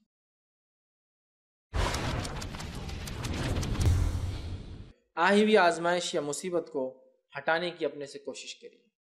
جو مصیبت آئی ہے اس کو ہٹانا ہے، ورنہ آپ یہ سمجھیں گے مصیبت آئی، آزمائش ہے تو اس کو کنٹینیو رہنے دو. نہیں، اس کو ہٹانے کی کوشش کرنا ہے. نبی اکرم صلی اللہ علیہ وسلم صحابہ مصیبتیں آئی، آزمائشیں آئی، لیکن انہوں نے حتی الامکان کوشش کی اس کو ہٹایا بھی جائے. جہاں صبر کیا، اللہ کی طرف سے اس کو مانا، وہیں ہٹانے کی بالکل کوشش کی، اللہ سے دعائیں کی اس کے خلاف کہ اللہ اسے ہم سے دور کر دے. ٹھیک ہے. اسی طرح جو آزمائش کے ہٹنے کے بعد اللہ کا شکر ادا کریں. آزمائش کے آپ سے ہٹنے کے بعد اللہ تعالیٰ کا شکر ادا کرے کہ اللہ تو نہیں آزمائش دی تھی اور تو نہیں اس کو ہم سے ہٹا دیا، اس کا شکر ادا کریں. اسی طرح جو ہے کسی کو ہم جو ہے آزمائش میں دیکھیں تو اس کی ضرور مدد کریں. بہت سے لوگ سوال کرتے ہیں زلزلہ آیا تو زلزلے میں متاثر لوگوں کیا مدد کرنا، چونکہ زلزلے عذاب ہے، کیا مدد کرنا چاہیے؟ زلزلے عذاب ہے. تو یاد رکھیں زلزلے جن کے لیے عذاب تھے وہ تو خود انتقال کر گئے، جو بچے ہیں اللہ نے چونکہ بچا لیا، مدد کرنا تو ہے آپ کو. یہ بھی تو آپ سوچیں، یہ بھی تو آپ سوچیں، مدد کرنا یاد رکھیں. تو بہت سی بار ہم کیا کرتے ہیں، کسی پہ آزمائش آئی تو ہم مدد نہیں کرتے. تو مدد کیجیے ایسے کسی شخص کی اگر وہ آزمایا جا رہا ہے، جو آپ کی طرف سے ہو سکتا ہے، اس لیے کہ ہو سکتا ہے اس مدد سے اللہ تعالیٰ آپ کی مغفرت کر دے. اس مدد سے اللہ تعالیٰ چونکہ آپ نے ذریعہ بنے اس کی اس تکلیف کو ہٹانے کا، اللہ تعالیٰ آپ کو اجر دے. ٹھیک ہے. یہ ہر قسم سے ہو سکتا ہے، چھوٹے سے چھوٹے لیول سے لے کر بڑے سے بڑے لیول تک. ایک جانور کو پانی پلانا بھی اس میں شامل ہو سکتا ہے. ایک انسان کو راستے کو ادھر سے ادھر جو ہے کراس کرا دینا، راستہ پار کرا دینا بھی ہو سکتا ہے. ایک انسان کا چند روپیے دے کر اس یا کچھ دوائیں دے کر یا کچھ کپڑے دے کر یا اچھی کچھ نہ ہو سکے تو ایک اچھی مسکان دے کر، خوش ہو کر، ہنس کر دیکھ کر تھوڑی بات کرنا بھی اس میں شامل ہو سکتا ہے. مدد کیجیے ایسے لوگوں کی اگر آپ کو ملتے ہیں مصیبت زدہ، پریشان یا آزمائش میں مبتلا لوگ. اسی طرح جو ہے مشکلوں سے ہی جو ہے گزر کر جو ہے انسان جو ہے کامیابی کے راستے تک پہنچتا ہے، یا اللہ تعالیٰ مشکلوں سے گزار کر ہی ایک مومن کے لیے کامیابی کی دروازے کھولتا ہے. لہٰذا اس مشکل اور مصیبت کو، اللہ کی طرف سے آزمائش کو اپنے لیے ایک ٹیسٹ، امتحان سمجھے اور اس امتحان کے نتیجے سے خوش ہوئیے کہ آج آزمائش ہے، آج رات ہے تو رات کے بعد کیا آتا ہے؟ دن آنا ہی ہے. سمجھ رہے آپ؟ تو مصیبت کا آنا علامت ہے کہ راحت آپ سے قریب ہے، آسانی آپ سے قریب ہے، نصرت آپ سے قریب ہے، فتح آپ سے قریب، اللہ کی مدد اور کامیابی آپ سے قریب، نئے راستے آپ کے لیے کھلنے والے ہیں. سمجھ رہے ہیں بات کو؟ تو اس چیز کو اگر مسلمان سمجھ لے تو وہ کسی آزمائش پہ جزا اور فضا، کمپلیننگ، آہ و بکا، رونا، دیکھیے تکلیف سے رونا آنا ایک الگ چیز ہے، لیکن یہ جو رونا ہوتا ہے نا، یہ اپنے آنے والی آزمائش کے لیے شکایت کے معنی میں ہوتا ہے. ہم ہی ملے تھے کیا، ہمارا ہی تھا کیا، ہمارے ہی بچے تھے. سمجھ رہے ہیں؟ تو اس چیز کو ہم سمجھیں اور آنے والی آزمائشوں کو اگر ہم اس معنی میں لیں گے اور اس طرح سے انشاءاللہ وہ کریں گے تو یہ آزمائشیں ہمارے لیے بہت سارے اجر کا باعث بنیں گی، گناہوں کے خاتمے کا باعث بنیں گی، چونکہ ہر آنے والی تکلیف انسان کو یاد رکھیے اس کے گناہوں کو معاف کرتی ہے۔ ایک صحابی بیمار تھے، نبی اکرم صلی اللہ علیہ وسلم ایک صحابی پاس آئے، کہا آج بڑا بخار ہے، تو آپ صلی اللہ علیہ وسلم فرمایا لا باسا طہور انشاءاللہ، کوئی فکر کی بات نہیں، یہ بخار تیرے لیے پاکی کا ذریعہ بنے گا، اور پاکی مطلب گناہوں کی معافی، اور تیرے لیے اجر اور ثواب کا ذریعہ، پاکی کا ذریعہ بنے گا۔ سمجھ رہے آپ؟ تو لہٰذا مومن کے لیے ہر حالت میں فائدہ ہے، ہم کو اس چیز کو سمجھ کے آنے والی آزمائشوں پر جو میں نے نکات رکھے اس کے مطابق کھڑا اترنا ہے۔ جب کوئی ایسی آزمائش آئے تو پچھلوں کے واقعات پڑھ لے، دل کو تسلی اور سکون آ جاتا ہے۔ جب کوئی ایسی آزمائش آئے پچھلوں کے واقعات پڑھ لے اٹھا کر، قرآن میں اور احادیث میں جو آتے ہیں، انشاءاللہ یہ تسلی مل جائیں گی اور اطمینان ہو جائیں گا۔ اور اگر پریکٹیکل دیکھنا ہے تو آج کے زمانے میں یاد رکھیے ویڈیو بڑا عام ہے، بہت سارے لوگوں کے حالات دیکھ سکتے ہیں، یا اس کے علاوہ اپنے علاقے میں بستیوں میں جائیے، بڑے شہروں میں، اور لوگوں کو اسپتالوں میں، ہاسپٹلس میں جا کے دیکھیے، اولڈ ایج ہوم میں، بوڑھے گھر میں جا کے دیکھیے، ہے نا، مصیبت زدہ لوگوں کو راستے پہ، غریبوں کو دیکھیے جو ننگے اور بھوکے پڑے ہوئے ہیں۔ تو انشاءاللہ عزیز میں سمجھتا ہوں عقل مند کے لیے اتنا ہی کافی ہے کہ وہ بڑی نصیحت ان تمام چیزوں سے، واقعہ سے حاصل کر لیں گا۔ اپنی بات کو میں ہی ختم کروں گا، اللہ رب العزت سے دعا کہ اللہ سبحانہ تعالیٰ ہم تمام کو جو ہے آزمائشوں میں جو ہے صبر کرنے کی توفیق عطا فرما، ہم تمام کے لیے جو ہے آزمائشوں کو دنیا اور آخرت میں جو ہے فائدے کا اور جو ہے آسانی کا ذریعہ بنا، ہم تمام کے لیے ہماری آزمائشوں کو آخرت میں گناہوں کی معافی اور جنت میں جانے کا جو ہے ذریعہ بنائے، ہمیں جو ہے جب تک زندہ رکھے جو ہے ایمان اور اسلام پر زندہ رکھے، خاتمہ ہمارا ایمان پر ہو۔ وآخر دعوانا ان الحمد للہ رب العالمین، سبحان ربک رب العزت عما یصفون وسلام علی المرسلین والحمد للہ رب العالمین۔ بسم اللہ الرحمن الرحیم، الحمد للہ رب العالمین، والصلاة والسلام علی خاتم النبیین والمرسلین، رب اشرح لی صدری ویسر لی امری واحلل عقدۃ من لسانی یفقہوا قولی، اما بعد۔ جی سوال یہ تھا کہ ایک مسلمان کے اوپر پریشانی آتی ہے تو وہ کیسا اس کو انالائز کرے کہ یہ اس کے اوپر عذاب ہے یا پھر اس کے اوپر آزمائش ہے کر کے؟ بھائی نے سوال کیا کہ انسان کیسے اندازہ لگائے، احتساب کرے، انالائز کرے کہ میرے پہ عذاب ہے یا آزمائش۔ دیکھیے سب سے پہلی چیز تو یہ کہ انسان کا دین پر نہ چلنا، دین سے دور ہونا، فرائض کا اہتمام نہ کرنا، حرام کاریوں کا ارتکاب کرنا۔ جیسے کچھ قوموں پہ عذاب آیا حرام کاری کی وجہ سے، عقیدے کی وجہ سے نہیں آیا، حرام کاری، جیسا کہ ناپ تول میں کمی کرنا، شعیب علیہ السلام کی قوم پر عذاب آ گیا۔ جیسا کہ قوم لوط نے کیا کیا، لواطت والا عمل اختیار کیا جبکہ وہ مشرک نہیں تھے، سمجھ رہا، تو ان پر جو ہے عذاب آیا۔ تو کبھی ایمان کو چھوڑنے سے عذاب آتا ہے، کبھی فرائض کو چھوڑنے سے عذاب آتا ہے، کبھی معجزات کی خلاف ورزی کرنے۔ قوم نے کہا ہم کو معجزہ چاہیے، پتھر سے اونٹنی نکالو، بچے کے ساتھ نکالا، معجزے کو کیا کیا انہوں نے، اونٹنی کو قتل کر دیا، سزا عذاب آتا ہے۔ کبھی حرام کاریوں کے ارتکاب پر عذاب آتا ہے۔ تو ہم بھی اپنے آپ کو جانچیں کہ اگر ہمیں کوئی تکلیف آ رہی ہے تو کیا عقیدہ توحید سے ہٹ کر ہونے کی بنیاد پر، فرائض کو چھوڑنے کی بنیاد پر، حرام کے ارتکاب کرنے کی بنیاد پر کیوں آ رہا ہے؟ سمجھ رہے نا بات کو؟ جیسا پچھلی قوم پر عذاب ہے، اللہ ان پہ ہم پہ بھی دیں گا وہی عذابات اگر وہی حرکت ہم بھی کریں گے۔ اگر الحمدللہ وہ سب نہیں ہے لیکن میں دین پر ایسا، میں نماز پڑھ رہا ہوں تو لوگ مجھے گالیاں دیتے ہیں، میں جو ہے اپنے گھر والوں کو پردہ کراتا تو پورا سماج مجھے کوسرا برا بھلا کرائے، اپنے بیوی پہ شک کرتا ہے اس لیے پردہ کرا رہا، ارے یہ بہت زیادہ ملا بن گیا، فلاں ہو رہا، اور وہ آپ کو ذہنی تکلیف دیتے ہیں۔ تو یہ آزمائش ہے آپ کی، سمجھے نا؟ تو دین کے راستے پر چلنے پر یا دین پر چلنے پر، اسلام پر چلنے کی وجہ سے جو تکلیفیں آپ کو آئے وہ آزمائش ہے، اور اسلام کے خلاف عمل کرنے کی وجہ سے جو تکلیفیں آپ کو آئے وہ عذاب ہوتا ہے یا سزا ہوتی ہے اللہ کی طرف سے۔ تو یہ دین پر چلنا اور دین سے ہٹنا۔ اب دین پر چلنے میں نہیں کیا کیا چیز شامل، صبر، عقیدہ توحید کا انکار کرنا، فرائض کا انکار کرنا، اسی طرح جو ہے حرام کا ارتکاب کثرت سے کرنا، معجزات کا انکار کرنا بھی عذاب آنے کی وجہ بنی پچھلی قوموں کے لیے۔ پھر عذاب کی کئی شکلیں، جن شکلوں سے زمین کے نیچے سے قوموں کے لڑانے کی شکل میں، آسمان سے اللہ تعالیٰ مختلف قسم کے عذابات نازل کرتا ہے۔ تو میں سمجھتا ہوں آج کے دور میں ہمیں اپنے احتساب کی بڑی سخت ضرورت ہے، اس لیے کہ ہم لوگ اکثریت میں من جملہ گناہ کرنے میں جو بہت آگے بڑھ چکے ہیں، حرام کاری کے ارتکاب بہت آگے بڑھ چکے ہیں۔ لہٰذا ہر آدمی فردن اور قومی اعتبار سے آزمائے کہ وہ کس مرحلے سے گزر رہا ہے اور اس پہ عذاب ہے یا پھر وہ ہے، اور اسی اعتبار سے بات ہوں گی، ورنہ بہت ساری بار اس بات کو ہم سمجھ نہیں پاتے اور کسی پہ آنے والی تکلیف کو سمجھتے کہ یہ عذاب ہے اس پہ، جبکہ وہ اس کے لیے آزمائش بھی ہو سکتی ہے۔ السلام علیکم فائز بھائی، کوئی شخص ہے جو تجارت کرتا ہے، جو تجارت میں ناکام ہونے سے 2 سے 3 مرتبہ تجارت کو بدلی کرتا ہے، تو کیا اس کے لیے وہ آزمائش ہے؟ اگر آزمائش ہے تو اس کے لیے کیا کرنا چاہیے؟ بھائی نے ایک سوال کیا کہ اگر ایک آدمی ہے جو اپنی تجارت کو مور دین 1 2 3 ٹائمز چینج کرتا ہے، بدلتا ہے، کیا اس کے لیے آزمائش ہے یا کیا ہے معاملہ ہے، اس کے لیے کیا کریں؟ سب سے پہلی چیز یاد رکھیے کہ ایک انسان کی جو آزمائشیں ہوتی ہیں، ان آزمائشوں میں ایک آزمائش جو بڑی اور کڑی آزمائش ہوتی ہے وہ ہے مال کی کمی. ٹھیک، اولاد کی کمی، مال کی کمی، یا پھر جان سے ہوتی ہے آزمائش. تو مال کی کمی ہونا بھی آزمائش ہے. ٹھیک ہے. صحابہ، خود نبی اکرم صلی اللہ علیہ وسلم اس کی جاتی مثال ہے.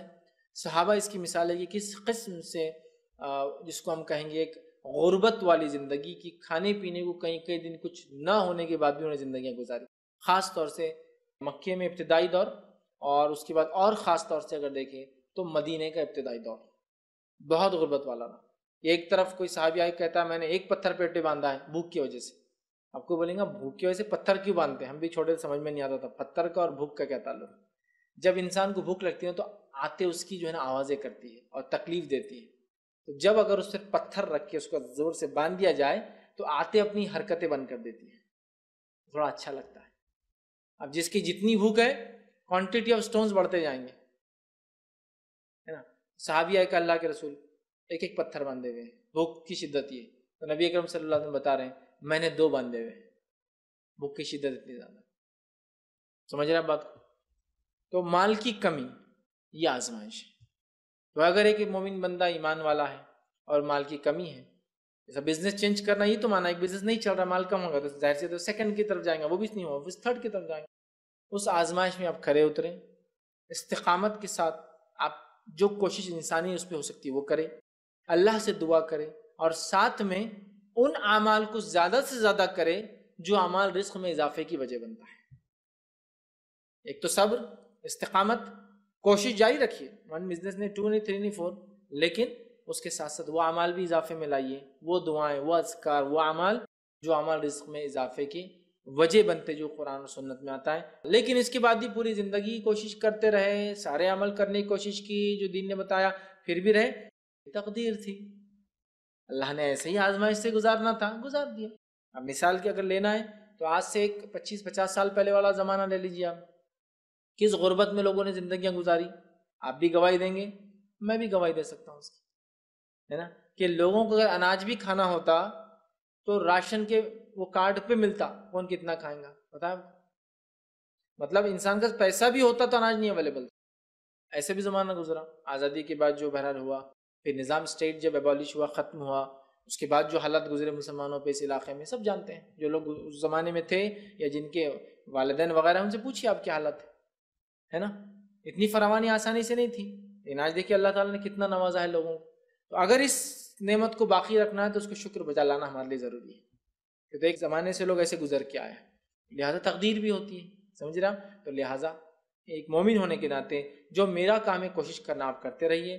بزنس کو چینج کرنا آٹومیٹیکلی یہ ایک کوشش ہے. استقامت رکھیے، صبر کیجیے، دعا کیجیے، اور وہ سارے عمل کرنے کی کوشش کیجیے جو رزق میں اضافے کی اور برکت کی وجہ بنتا ہے. اس کے بعد بھی لیکن اگر کوئی کہے سب کچھ کرنے کے بعد ہی میں غریب کا غریب رہا، تقدیر، یہ قدر تھی، اللہ نے یہی چاہا، ہے نا. کچھ صحابہ تھے سخت آزمائے گئے، جانے چلے گئی. کچھ صحابہ تھے آزمائش میں بھی تھے، فراوانی میں بھی تھے، ہے نا. جیسے کچھ صحابہ یہ تھے کہ جو بہت غربت میں زندگی، پریشان حال کی زندگی گزاری، لیکن ایک زمانہ آیا بڑی بڑی جو سلطنت ان کی قدموں کے نیچے آ گئی، وہ زمانہ بھی دیکھا، ہے نا. یہ تقدیر کا معاملہ یاد رکھیے. لیکن ہم صبر کریں، استقامت کریں، اور اپنے طرف سے ہونے والی کوششوں کو کرتے رہیں. اللہ تعالیٰ پھر جو بہتر سمجھیں گا وہ ہمارے ساتھ کریں گے. اور ہر حال میں خوش ہوئیے، شکر ادا کیجیے اس کا، اور ہر حال کے اعتبار سے اپنے آپ کو ڈھالیے اور ویسی زندگی گزارنے کا معاملہ انسان کر لیں. اس لیے کہ بہت سی بات جب روزی میں کمی ہوتی ہے نا، اور لائف سٹائل ہم چینج نہیں کر پاتے، اس کے نتیجے میں بہت سارے نقصانات ہم اٹھاتے ہیں. تو یہ ہمارا کام ہے، شوہر ہے، بیوی ہے، بچے ہیں، یا فیملی ڈیپینڈنٹس ہے، بیٹھے ڈسکس کریں کہ حالت کیا چل رہے ہیں، اور اپنے لائف سٹائل کو جتنی چادر اتنے پیر بولتے ہیں عام زبان کریں، تاکہ ہم جس کو کہیں گے کم مال میں بھی ادھار وغیرہ کے چکر میں جا کے سائیکولوجیکلی ٹینس یا ڈپریس نہ ہو جائے. سمجھ رہے ہیں؟ تو بہرحال پلاننگ کیجیے اس کے لیے، اور اللہ تعالیٰ ہر انسان کے لیے جو بہتر سمجھتا ہے وہ کرتا ہے. مسئلہ یہ ہے کہ ہم ہمارے لیے کیا بہتر ہے سمجھ نہیں پاتے ہیں. معلوم؟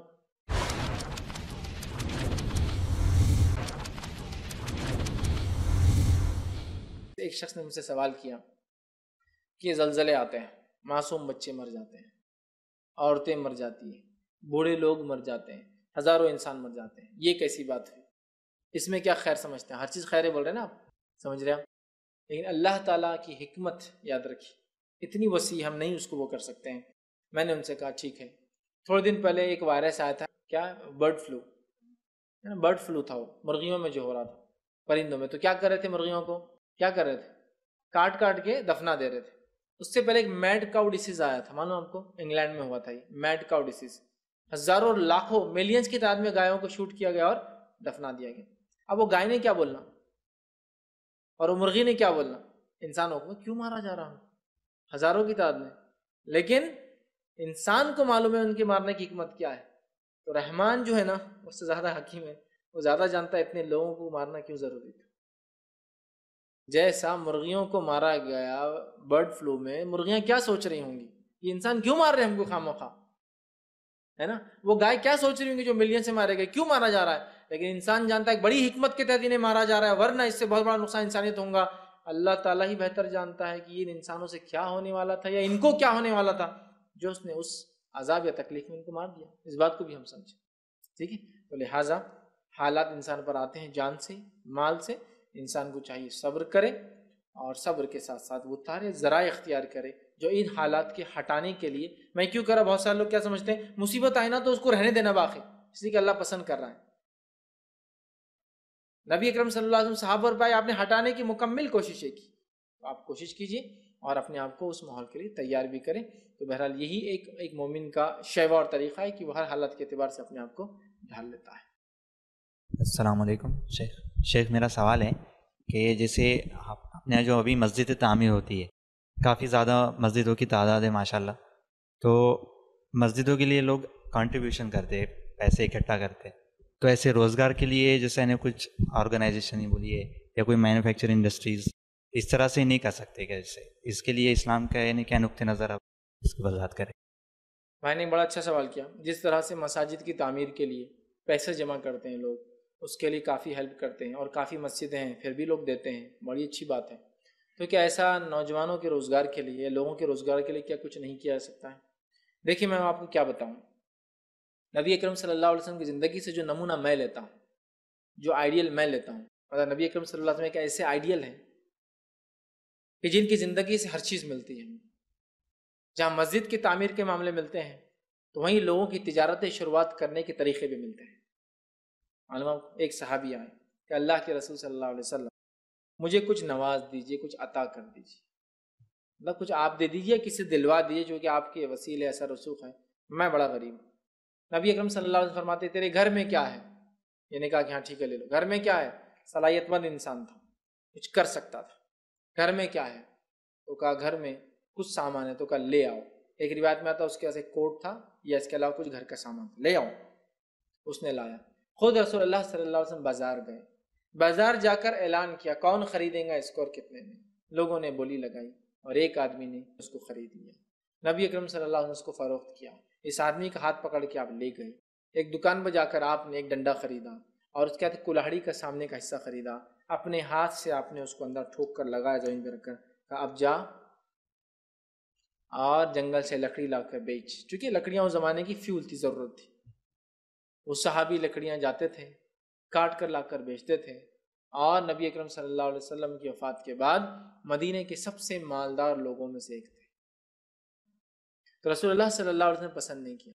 تو نبی اکرم صلی اللہ علیہ وسلم ایک آئیڈیل رول ماڈل ہے ہمارے لیے، صرف نماز کی حد تک نہیں، مسجدوں کی تعمیر کی حد تک نہیں، دنیا کے ہر معاملے کے اندر ایجوکیشن کیسا حاصل کیا جائے اور کیسا دیا جائے، رول ماڈل۔ والد کیسا ہو یا اولاد کیسی ہو، رول ماڈل۔ سسر کیسا ہو، باپ کیسا ہو، بھائی کیسا ہو، سارے چیزوں کے لیے آپ رول ماڈل۔ ملٹری جنرل کیسا ہو، ایک سٹیٹ کا حکمراں کیسا ہو، ایک خلیفہ یا بادشاہ کیسا ہو، ہر چیز آپ کو ملیں گی آپ کی زندگی سے۔ ایک لیڈر کیسا ہو، تو اسی طرح ایک جس کو ہم کہیں گے انٹرپرینر کیسا ہو، ایک آدمی جو بزنس کرتا ہے یا بزنس کو فروغ دیتا ہے وہ کیسا، وہ بھی ملیں گا۔ خود رسول اللہ صلی اللہ علیہ وسلم خود بزنس مین تھے، تاجر تھے۔ آپ خود ایک کلاہڑی میں لگا کے دے رہے ہیں کہ جاؤ بزنس کرو، تو کیا یہ مسلمانوں کے لیے نمونہ نہیں ہے کہ ہمارے لیے ایسے سینٹرز بھی ہم کھولیں جہاں نوجوانوں کو رہنمائی کی جائے کہ وہ کس طرح سے حلال روزی کمائے اور کیسے اس میں آگے بڑھے، ہونا چاہیے. یہ نبی اکرم صلی اللہ علیہ وسلم کا یہ عمل نمونہ ہے قیامت تک کے لیے ہمارے. لیکن بڑی افسوس کی بات امت کے ساتھ یہ ہے کہ امت نے دین اور دنیا کا ایک بڑا زبردست فرق کر لیا ہے. اتنا بڑا فرق کہ یہ دو بیریئر اتنے دور ہو چکے ہیں کہ دنیا پرست ہوتے جا رہے ہیں، اور دینداری کی بات کر رہے ہیں. نہ وہ ادھر آنا چاہتے ہیں، نہ یہ ادھر آنا چاہتے ہیں. سمجھ رہے آپ؟ لیکن رسول اللہ صلی اللہ علیہ وسلم ایک جیتا جاگتا نمونہ ہے.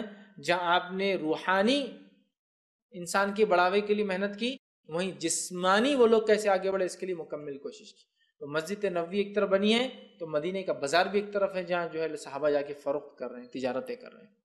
خود رسول اللہ صلی اللہ علیہ وسلم تاجر تھے. آپ نے مختلف منڈیوں میں جو شام کی مال تجارت جو ہے فروخت کیا ہے لوگوں کا، اپنی بیوی خدیجہ رضی اللہ عنہا اور دیگر لوگوں کا، صحابہ کا. تو یہ ہمارے لیے نمونہ ہے. تو ہم نے جہاں مسجد اور مدارس ہم قائم کرتے ہیں، وہیں ایسے ادارے قائم ہوں جن اداروں کے اندر ایسی سکلز بچوں میں پیدا کی جائے، جن سکلز کو پیدا کر کے حلال روزی کمانے کے لیے باہر نکلے. یہ بھی ضرورت ہے. لیکن اب اس کے بارے میں اگر کوئی کہے، مسئلہ یہ ایک تو یہ دنیا کا حصہ مانا جاتا ہے، دوسرا مسئلہ یہ کہ جب دنیا ہے تو اس کے لیے ہم مدد تھوڑی کریں گے. سمجھ رہا؟ اگر کوئی کہے کیریئر گائیڈنس سینٹر، تو کوئی تعاون کرے گا اس کو؟ ہاں اچھا بزنس کھول کے رکھے تم نے، اچھا کپڑے، ہاں یہ اس کا ہی دکھ رہا ہے، گاڑی اچھا یہ بھی اس کی دکھ رہی. سمجھ حالت یہ اس کو دنیا سمجھ لیا گیا. سمجھ رہا؟ تو بہرحال رسول اللہ صلی اللہ علیہ وسلم ایک ہمارے لیے آئیڈیل اور نمونہ ہے. آپ نے تمام شعبہ زندگی کے لیے اپنے آپ کو آئیڈیل بنایا ہے، نمونہ اللہ نے آپ کو بنایا ہے، اور ہمیں ہر اس میں دیکھنا چاہیے. تو رسول اکرم صلی اللہ علیہ وسلم نے کیریئر گائیڈنس کے لیے وہ صحابی پریشان تھے انکم کی وجہ سے، کہ آپ نے گائیڈنس کیا کیریئر کے، جا کے لکڑہارے بن جاؤ، لکڑی کاٹ کے لاؤ. اور ایسے کئی واقعات بہرحال جو حدیث میں ملتے ہیں، جو مختلف لوگوں کو اللہ کے رسول صلی اللہ علیہ وسلم نے بڑھاوا دیا اور مانگنے کو برا مانا اور کمانے کی اہمیت بتائی. کسی نے ایک سوال کیا، ہمارے شوہر جو کمپنی میں کام کرتے ہیں وہاں پہ نماز کے لیے جگہ نہیں ہے، اور ان کے کپڑے بھی بہت گندے رہتے ہیں. انہیں کام ایسی جگہ پہ کرنا پڑتا ہے جہاں باتھ روم کا گندا پانی آنکھ پر آ جاتا ہے، اور ان کا باس نماز کے لیے چھٹی بھی نہیں دیتا. اس سے پہلے وہ جہاں کام کرتے تھے وہاں نماز پوری ہوتی تھی.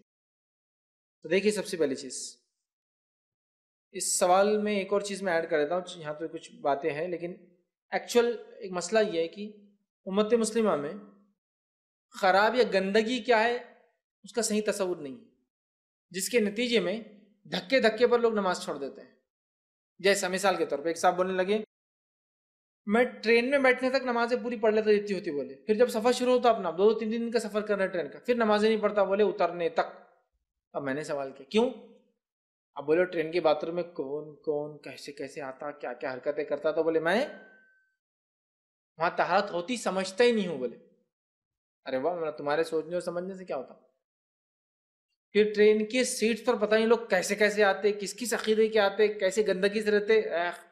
تو وہاں میں نماز پڑھنا پسند نہیں کرتا ہوں. سمجھ رہا؟ اس کو بولتے ہیں ہائیجین نہیں، ایکسٹرا ہائیجین، اوور ہائیجین، یا پھر اس کو ادر ٹرم میں بولتا ہوں ان ہائیجین ہو جاتا ہے، اتنا اوور ہائیجین ہو جاتا ہے. شریعت اور اسلام بولتی ہے ظاہر پر عمل کرو، جو دکھ رہا ہے. ٹرین کی سیٹ دکھ کیسی رہی ہے؟ بس پھر صاف. سمجھ رہا؟ تو انہوں نے ایک طہارت کا اپنا تصور بنایا، جس طہارت کی تصور کی وجہ سے ان کا نقصان یہ ہے کہ 2-3 دن کی نماز نہیں پڑھتے تھے. تو پہلے گندگی کیا ہوتی ہے وہ دیکھیے. طہارت کے مسائل پہ میرا بہت لمبا عنوان ہے. طہارت کے مسائل حصہ 1، حصہ 2، حصہ 3 اور حصہ 4، جس سے میں نے بتفصیل بیت الخلاء جانے کے آداب اس میں پوری تفصیلات دی. سیکنڈ حصے میں نہانے کے، طہارت لینے کا نہانے غسل کے پورے آداب. تھرڈ حصے میں جو حیض اور نفاس کی پوری تفصیلات لی. تو بہرحال ایسے 1 2 3 4 فیز میں میں نے اس کو پورا جو ہے کمپلیٹ کیا. ضرور اس عنوان کو دیکھیں، طہارت کے مسائل حصہ 1 2 3 اور 4 پورا اس میں نے لیا. تو یہ تصورات کو یاد رکھیے، سب سے پہلے اپنے چینج کرنے کی ضرورت ہے. سمجھ رہے ہیں بات کو؟ یہ تصورات بہت ساری بار لوگوں کی عبادت سے دور کر، جیسے کہ میں مستری کام کر رہا ہوں، مستری سمجھتے نا، سیمنٹ وغیرہ کا، اینٹ مٹی پتھر کا کام کر رہا ہوں. تو اگر میرے کپڑوں پہ سیمنٹ یا دھول یا مٹی لگی ہے تو یہ ناپاکی نہیں ہے، یہ ناپاکی ہے ہی نہیں. تو اس سے کوئی تعلق نہیں. آپ جائیے وضو کیجیے اور نماز کے لیے کھڑے ہو جائیے.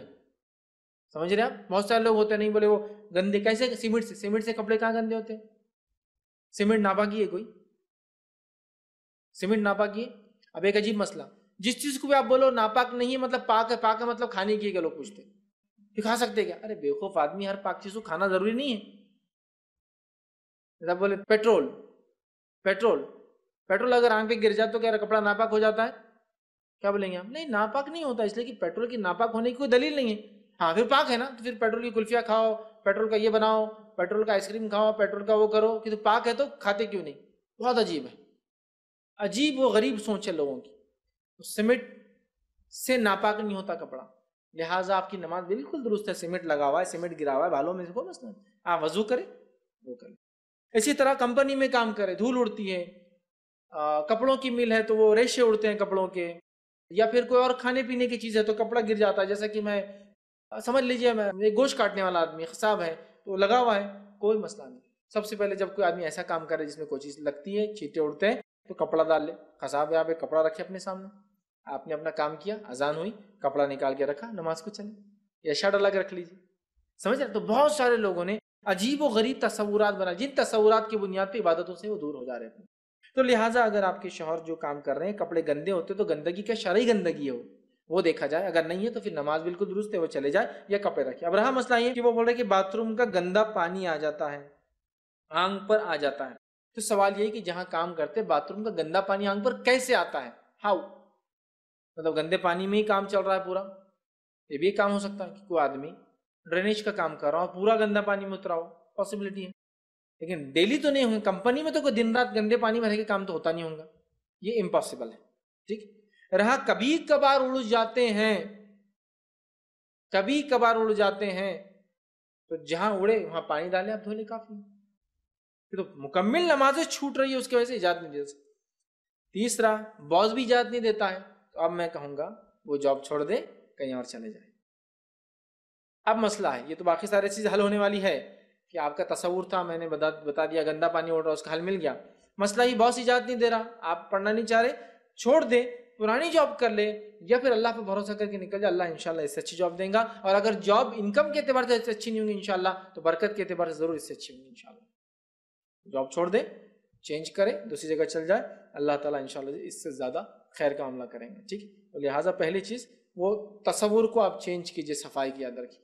اسی طرح ایک صاحب مجھے کہنے لگے, میں گاؤں کے باتھ روم میں گیا نا تو بولے طہارت کو طہارت نہیں سمجھتا. بولے کیوں؟ بولے اتنے گندے رہتے ہیں, اس میں کیڑے مکوڑے رہتے ہیں فلاں. مطلب طہارت کا تصور کیا ہے؟ تم طہارت کا ریئل سینس میں تصور ہی نہیں ہے آپ لوگوں کے پاس. مسئلہ یہ ہمارے پاس, نبی اکرم صلی اللہ علیہ وسلم 750 ml کے قریب پانی میں وضو کرتے. کتنے؟ 750. ہم کو 7.5 لیٹر بھی نہیں پڑتا,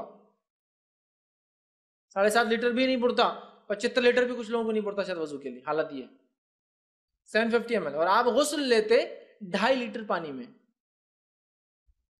کتنے؟ 2.5 لیٹر. کیسا لیں گے ایسا غسل؟ ٹھیک ہے, آپ کو پانی کی جب کمی ہو اتنا پانی لے اور پھر کر کے دیکھیں, آپ بالکل ہوتا ہے. جس کا طریقہ یہ ہوگا کہ آپ پانی کی پتلی دھار گرنے دیں گے, اور اس پتلی دھار کو لے کے آپ ہر جگہ جب ڈالیں گے اور خالی ملیں گے, پورا جسم 2.5 لیٹر میں بھی گیلا ہوتا ہے. لیکن وہ سمجھے نا, نہیں 2.5 لیٹر میں کیا ہوتا ہے, 250 لیٹر بھی ڈالے تو میرے کو تصور ہی نہیں آ رہا پاک ہوا میں. ایشو یہ ہے. تو ہمارے اپنے ڈیفائنڈ جو رولس ہیں نا طہارت کے, اس کو نکالیے, شرعی رولس کو لاگو کیجیے. کیونکہ اس وجہ سے کیا ہوتا ہے, بہت ساری بار بہت سارے لوگوں کا, ارے اتنے سے پانی وضو کرا گندا آدمی ہوتا ہی, میں نے دیکھا, ارے اتنے لیے نہا کے آگے گندے دکھتے تم لوگ, نہا کے نہیں نہا سمجھ میں نہیں آتا. یہ ہمارا تصور. 2.5 لیٹر میں نہانے کی بات ہو رہی, یہاں تو 100 لیٹر تو خالی ہوا, اندر کون کون گیا ہوں گا, پہلے پانی مار کے صاف کرو ہمام کو, ہے نہیں ہے. عجیب و غریب, مطلب اپنے کریٹڈ جو ہمارے رولس ہیں نا پاکیزگی اور پیوریفیکیشن طہارت کے, یہ بہت زیادہ نقصان دہ, یاد رکھیے. ایکسس پانی کو یوز کرتے ہیں, زائد یوز کرتے ہیں, فالتو بہاتے ہیں, اسراف کرتے ہیں, یاد رکھیے. تو شریعت میں بہت بہت بیسک ہے, یاد رکھیے. اور بالکل ایسا بتا دیا گیا, بہت آسانی سے آدمی دنیا کسی علاقے میں اسلام پہ عمل کر سکتا. لہٰذا کوشش کریں آپ کہ نماز کے لیے اگر جگہ پاک ہو تو کافی. کپڑوں میں شرعی اگر گندگی ہے تو اس کو بدلنے کی ضرورت ہے, شرعی ناپاکی نہیں تو کوئی مسئلہ نہیں. اب معاملہ باس کا ہے تو پھر جاب چھوڑ دیں, انشاءاللہ اس کوئی دوسری جگہ جاب کرے, وہ انشاءاللہ زیادہ خیر اور بہتری اور برکت کا باعث ہوگا انشاءاللہ. अस्सलाम वालेकुम शेख, अपन महकमे में कभी काम करते वक्त दीन के ऊपर चले तो कभी कभी लोग टॉन्टिंग वगैरह भी करते हैं, तो ऐसे टाइम में सब्र करना चाहिए कि उनको ज़रा सख्त लहजे में भी जवाब देना चाहिए? इसकी वजाहत कीजिए। मैंने एक अच्छा सवाल किया कि प्रैक्टिकली फील्ड में, अपने डिपार्टमेंट में, अपने ऑफिस में जब जॉब करते हैं तो लोग कुछ भी सवाल करते हैं दीन के बारे में और कभी कभार टॉन्ट मारते हैं, तकलीफ होती है उससे इंसान को दीन पे अमल करने में, तो क्या करें? पहली चीज़, जब कोई आपको दीन के लिए तकलीफ दे तो आप जो है अंबियाओं को याद कीजिए कि उनको भी दीन की वजह से तकलीफ आई। दूसरा, ज़मीन, ज़माना, माहौल, कौम, समाज और डिपार्टमेंट के एतबार से दावती है या इसको यहाँ रोकना ज़रूरी है? दीन पे इल्ज़ाम आ रहा है तो वहीं काटना ज़रूरी है और लगता है इससे एक नया एवेन्यू खुल रहा है दावत का, उसको इस्तेमाल करना ज़रूरी है। डिपेंड है। जैसे मिसाल के तौर पर एक साहब से किसी ने सवाल किया, ये मजाक के तौर पे था, जोक बनाने के तौर पे था, अरे सर आपने दाढ़ी क्यों रख ली? टीचर थे। अरे सर आपने दाढ़ी क्यों रख ली? सर ने क्या जवाब दिया? मेरी बीवी को बहुत पसंद है। खामोश, कुछ बोल ही नहीं सकते। अब बीवी को पसंद है ना, तो अगर वो बोलते दीन और इस्लाम में तो कहीं और ले जाने वाले थे टॉक, इन्होंने अदर डायरेक्शन में ले गए। ये हिकमत होती है वक्त की, ज़मीन ज़माने की। एक बार मुझसे एक आदमी आके पकड़ लिया, आप दाढ़ी क्यों रखते हैं मुसलमान? अब मैं उसको जवाब दे रहा, एक शुरुआती दौर था मेरा, तो वो सारे एक्सप्लेनेशन ये वो, अब वो कुछ नहीं जम रहे, उसको एकदम जाहिल जट दिख रहा। तो उसके पास एक पेन लगा हुआ था, पेन पर एक फोटो थी, उनके धर्म गुरु की फोटो थी उनकी। तो मैंने देखा फोटो, मैंने कहा इन्होंने क्यों दाढ़ी रखी? तो बोले ये स्पिरिचुअल होने के लिए, रिलीजियस होने के लिए, नेक होने के लिए ये लोग रखते हैं। मैंने कहा हमारा दीन चाहता सब स्पिरिचुअल हो, सब नेक हो, सब दीनदार बने, इसलिए हमको। तो बात समझ में आ गई। मतलब उसको नहीं समझ आता, वो सिर्फ क्रॉस कर रहा है हर चीज को। तो ये डिपेंड है, जमीन, जमाना, हालात, कौम। क्वेश्चन क्यों, किस इंटेंट से पूछा जा रहा है? जैसे वहां वो सर दूसरे पूरे टीचर्स मेल और फीमेल के सामने जोक बनाने के लिए दाढ़ी का वो कर रहे थे, इन्होंने रिप्लाई किया मेरी बीवी को पसंद है। अब खत्म ही हो गया मतलब मामला। सर मेरी वाइफ को बहुत पसंद है, मतलब मामला इशू ही खत्म हो गया। अब नेक्स्ट क्वेश्चन ही नहीं रहा। नेक्स्ट फिर वो दावत देंगे इस्लाम में क्या है, लेकिन वो दे चुके थे, लेकिन अभी उसने सिर्फ एज अ जोक बनाने के लिए किया था। तो आप भी जहां काम करते, जैसे भी वो आदमी पूछने वाला एज अ इंक्वायरी पूछ रहा है मालूमात के लिए, अरे भाई क्या है तुम्हारे धर्म में, ये मार धाड़ चलते रहती, ये क्या है जिहाद? तो अभी इसका इंक्वायरी है। एक वो सब मालूम है, अरे इनका ऐसे ही रहता मुसलमानों का, समझिए वो जोक है। तो आप देखिए, सवाल को समझिए, शख्सियत को समझिए और उसके मुताबिक उसको जवाब दीजिए।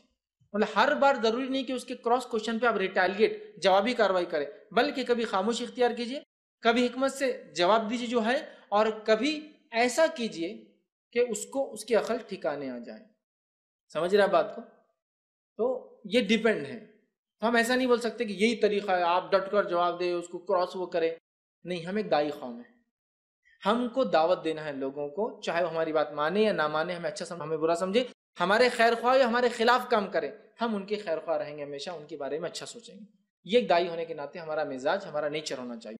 तो लिहाजा आपको एनालाइज करना पड़ेगा, एनालाइज करके सिचुएशन के एतबार से आपको बात करना पड़ेगा। अब वहाँ देखिए, पूछने वाला नॉलेज के लिए पूछ रहा है, टॉन्ट मारने के लिए पूछ रहा है, दीन का मजाक उड़ाने के लिए पूछ रहा है, तो आप डिपेंड है कितने सख्ती तक किस लेवल पर जाएंगे। अच्छा, इसमें ये भी डिपेंड है कि वो आपको प्रोवोकेट कर रहा है, सिर्फ भड़का रहा है ताकि वो पहले से बोल के लाए। देखो मुसलमान बहुत जोशीले, भड़के हुए रहते, कुछ भी करते। अब देखो मैं इससे एक सवाल करता, ये कैसा नाचता। अब आप सवाल किया और आप वाकई में भड़क गए, तो आप ये भी देखिए कि वो आदमी किस फितरत का है। चूंकि आप अपने डिपार्टमेंट की बात करें ना, कोई एक, तो जाहिर सी बात है आप वहाँ के लोगों को जानते हैं। अगर ये ऐसी इश्तियाल वाली बातें करके, बहकानी वाली, भड़काऊ बातें करके आपको उचका देता और फिर सबको बोलता देखो वो ऐसा है, तो यहाँ आप कामली रहिए और बोलिए सर बहुत अच्छा क्वेश्चन है, मैं बाद में जवाब देता हूँ। और बाद में ऐसी जगह उसको नस पे नस्सर मारिए जहां वो नहीं चाहता कि आपसे क्लेरिफिकेशन दे। फिर सर उस दिन आपने एक क्वेश्चन पूछा था ना, अब समझो बड़े साहब सामने आ गए, बॉस आ गया, आप उसको रिटेलिएट कीजिए। अब यहाँ भी बोलना है क्वेश्चन राइज हो गया और आपने पूछा था उस दिन, बोलना अब मैं करता हूँ, तो इन फ्रंट ऑफ अथॉरिटी वो फिर दब जाता, अरे यार ये तो फंसा दिया इसने मेरे को। समझ रहा? तो ये सारी चीजें डिपेंड है। लेकिन एक बात हमेशा याद रखिए, हम हमेशा दाइयाना मिजाज के लोग होना चाहिए। हम अपनी हर चीज को दावत की तरफ ले जाएं, इस्लाम की खूबियां बताने की तरफ ले जाएं। अब वो सवाल कर रहा है तो आप उसका इंटेंशन जानिए, उसके सवाल से, ज़मीन, ज़माना, माहौल, हालात के एतबार से आप जवाब दीजिए कि ऐसा ना हो कि वो साबित करे कि ये भड़काऊ रहते और आप भड़क जाए। अब देखो ہینس پروفڈ ہوتا ہے نا, مسلمان بھڑک جاتے, لے جا کے ایک سوال کیا تم لوگ گاڑی کا گرتے آپ بھڑک گئے, ہینس پروف, دیکھو پہلے بولا تھا نا یہ جو بھائی ان کو کچھ نہیں کرنا. تو آپ اس کو سمجھیں اور اس کے اعتبار سے کام کیجیے, تو انشاءاللہ عزیز میں سمجھتا ہوں اپنا کام بھی کر پائیں گے, اسلام کی دعوت بھی دے پائیں گے, اور اگلا ریلیشن شپ باقی رکھی کام بھی کر پائیں گے. آپ کو ختم نہیں کرنا ہے دوستی لوگوں سے, بڑھاتے رہنا. لہٰذا یہ ڈپینڈ ہے ساری چیزیں حالات کے اعتبار سے اور ماحول اور زمین کے اعتبار سے. کسی نے ایک سوال کیا کہ my non Muslim classmates mostly ask me why are you so strict while observing حجاب, مطلب برقع پہنتے ہیں تو کیوں آپ اتنے سختی سے کرتے ہیں. I always replied them by saying going according to Quran, مطلب وہ یہ بول دیتے ہیں ان کو کہ ہم قرآن و سنت کے مطابق چل رہے ہیں. But they cross question me always that other Muslim doesn't wear برقع and all, and they say that wearing a burqa doesn't make compulsory protection, and re-questions me about a lot of terrorism. Actually they take it into a wrong track that Muslims are terrorists etc. What to do and give a correct answer about that. کسی نے سوال کیا کہ وہ برقع پہنتی ہے تو لوگ ان سے سوال کرتے ہیں, جب وہ بولتے ہیں کہ برقع پہننے سے حفاظت ہوتی ہے, وہ کہتے ہیں کوئی ضروری تھوڑی کہ برقع پہنے تو آپ کی حفاظت ہو. مسلمان ٹیررسٹ ہوتے ہیں اور مسلمان جو ہے بہت سا ٹیررزم کرتے ہیں دنیا میں, اس کی کیا حقیقت ہے بتائیے. تو سب سے پہلی چیز تو یہ کہ ایک مسلمان عورت جو ہے برقع کیوں پہنتی ہے, اس کے لیے بہت سارے دلائل ہیں, بہت سارے دعات کے سوال کے جوابات آپ کو ملیں گے. میں تو ایک بیسک سوال جنرلی کرتا ہوں لوگوں سے کہ بہت ساری بار میں دیکھتا ہوں خود اپنی غیر مسلم بہنوں کو کہ جب وہ باہر نکلتی ہے اپنے ٹو ویلر کے اوپر تو ہاتھ میں کچھ تو وائٹ یہاں تک پہن لیتی ہے پورا دونوں, اس کے بعد ایک ایپرون ڈال لیتی ہے, پھر اس کے بعد ایک اسکارف باندھ لیتی ہے, پھر اس کے بعد چہرے کو ڈھک لیتی ہے, پھر اس کے بعد چشمہ پہن کے باہر نکلتی ہے. کیوں؟ میرا سوال ورلڈلی پروٹیکشن کے لیے, اسکن بچ جائیں گی, کپڑے بچ جائیں گے, دنیاوی فائدوں کے لیے. ٹھیک ہے, ہم اس کام کے دنیاوی فائدے بھی اٹھاتے اور آخرت کے فائدے اٹھاتے, اس لیے کہ ہمارے دین نے شرعی اعتبار سے ہم کو کمپلشن کر دیا. سوائن فلو ہوا تھا, پروٹیکشن کے لیے کیا کرنا تھا؟ لوگوں سے ہاتھ مت ملاؤ, یا ملائے تو ہاتھ دھو اور چہرے پہ ایک باندھ لو. ہماری مسلم عورت سوائن فلو سے ہمیشہ بچی ہوئی رہتی, ہمیشہ کچھ نہ کچھ چہرے پہ باندھا ہوا رہتا. رائٹ, اس کے دنیاوی کئی بینیفٹ سے یاد رکھیے. دینی تو ہم ثابت کر ہی سکتے ہیں, بہت سارے لوگوں نے وہ کی اس کے جوابات دیے ہیں. میں تھوڑا سا کچھ ہٹ کے جواب دینے کی کوشش کر رہا ہوں تاکہ یہ بھی آپ ان سے وہ کر سکتے کوشش. جو نان مسلم کالج تک برقع مطلب ایک طرح سے نقاب لگا کر, ایپرون جیسے برقعے کی شکل میں پہن کر اور چشمہ لگا کر آ رہے ہیں دنیاوی فائدے کے لیے کہ بیوٹی ہٹ وہ نہیں ہونا, سن کے دھوپ کی وجہ سے ہاتھ خراب نہیں ہونا, ٹھیک ہے, تو کلر کم نہیں ہونا, دھول مٹی نہیں لگنا. تو اگر ایک مسلم عورت کو یہ فائدے مل جائے آخرت کے فائدوں کے ساتھ کہ اس کے دین نے اسے حکم دیا یہ کرنے کا, تو کیا برائی ہے اس کے اندر؟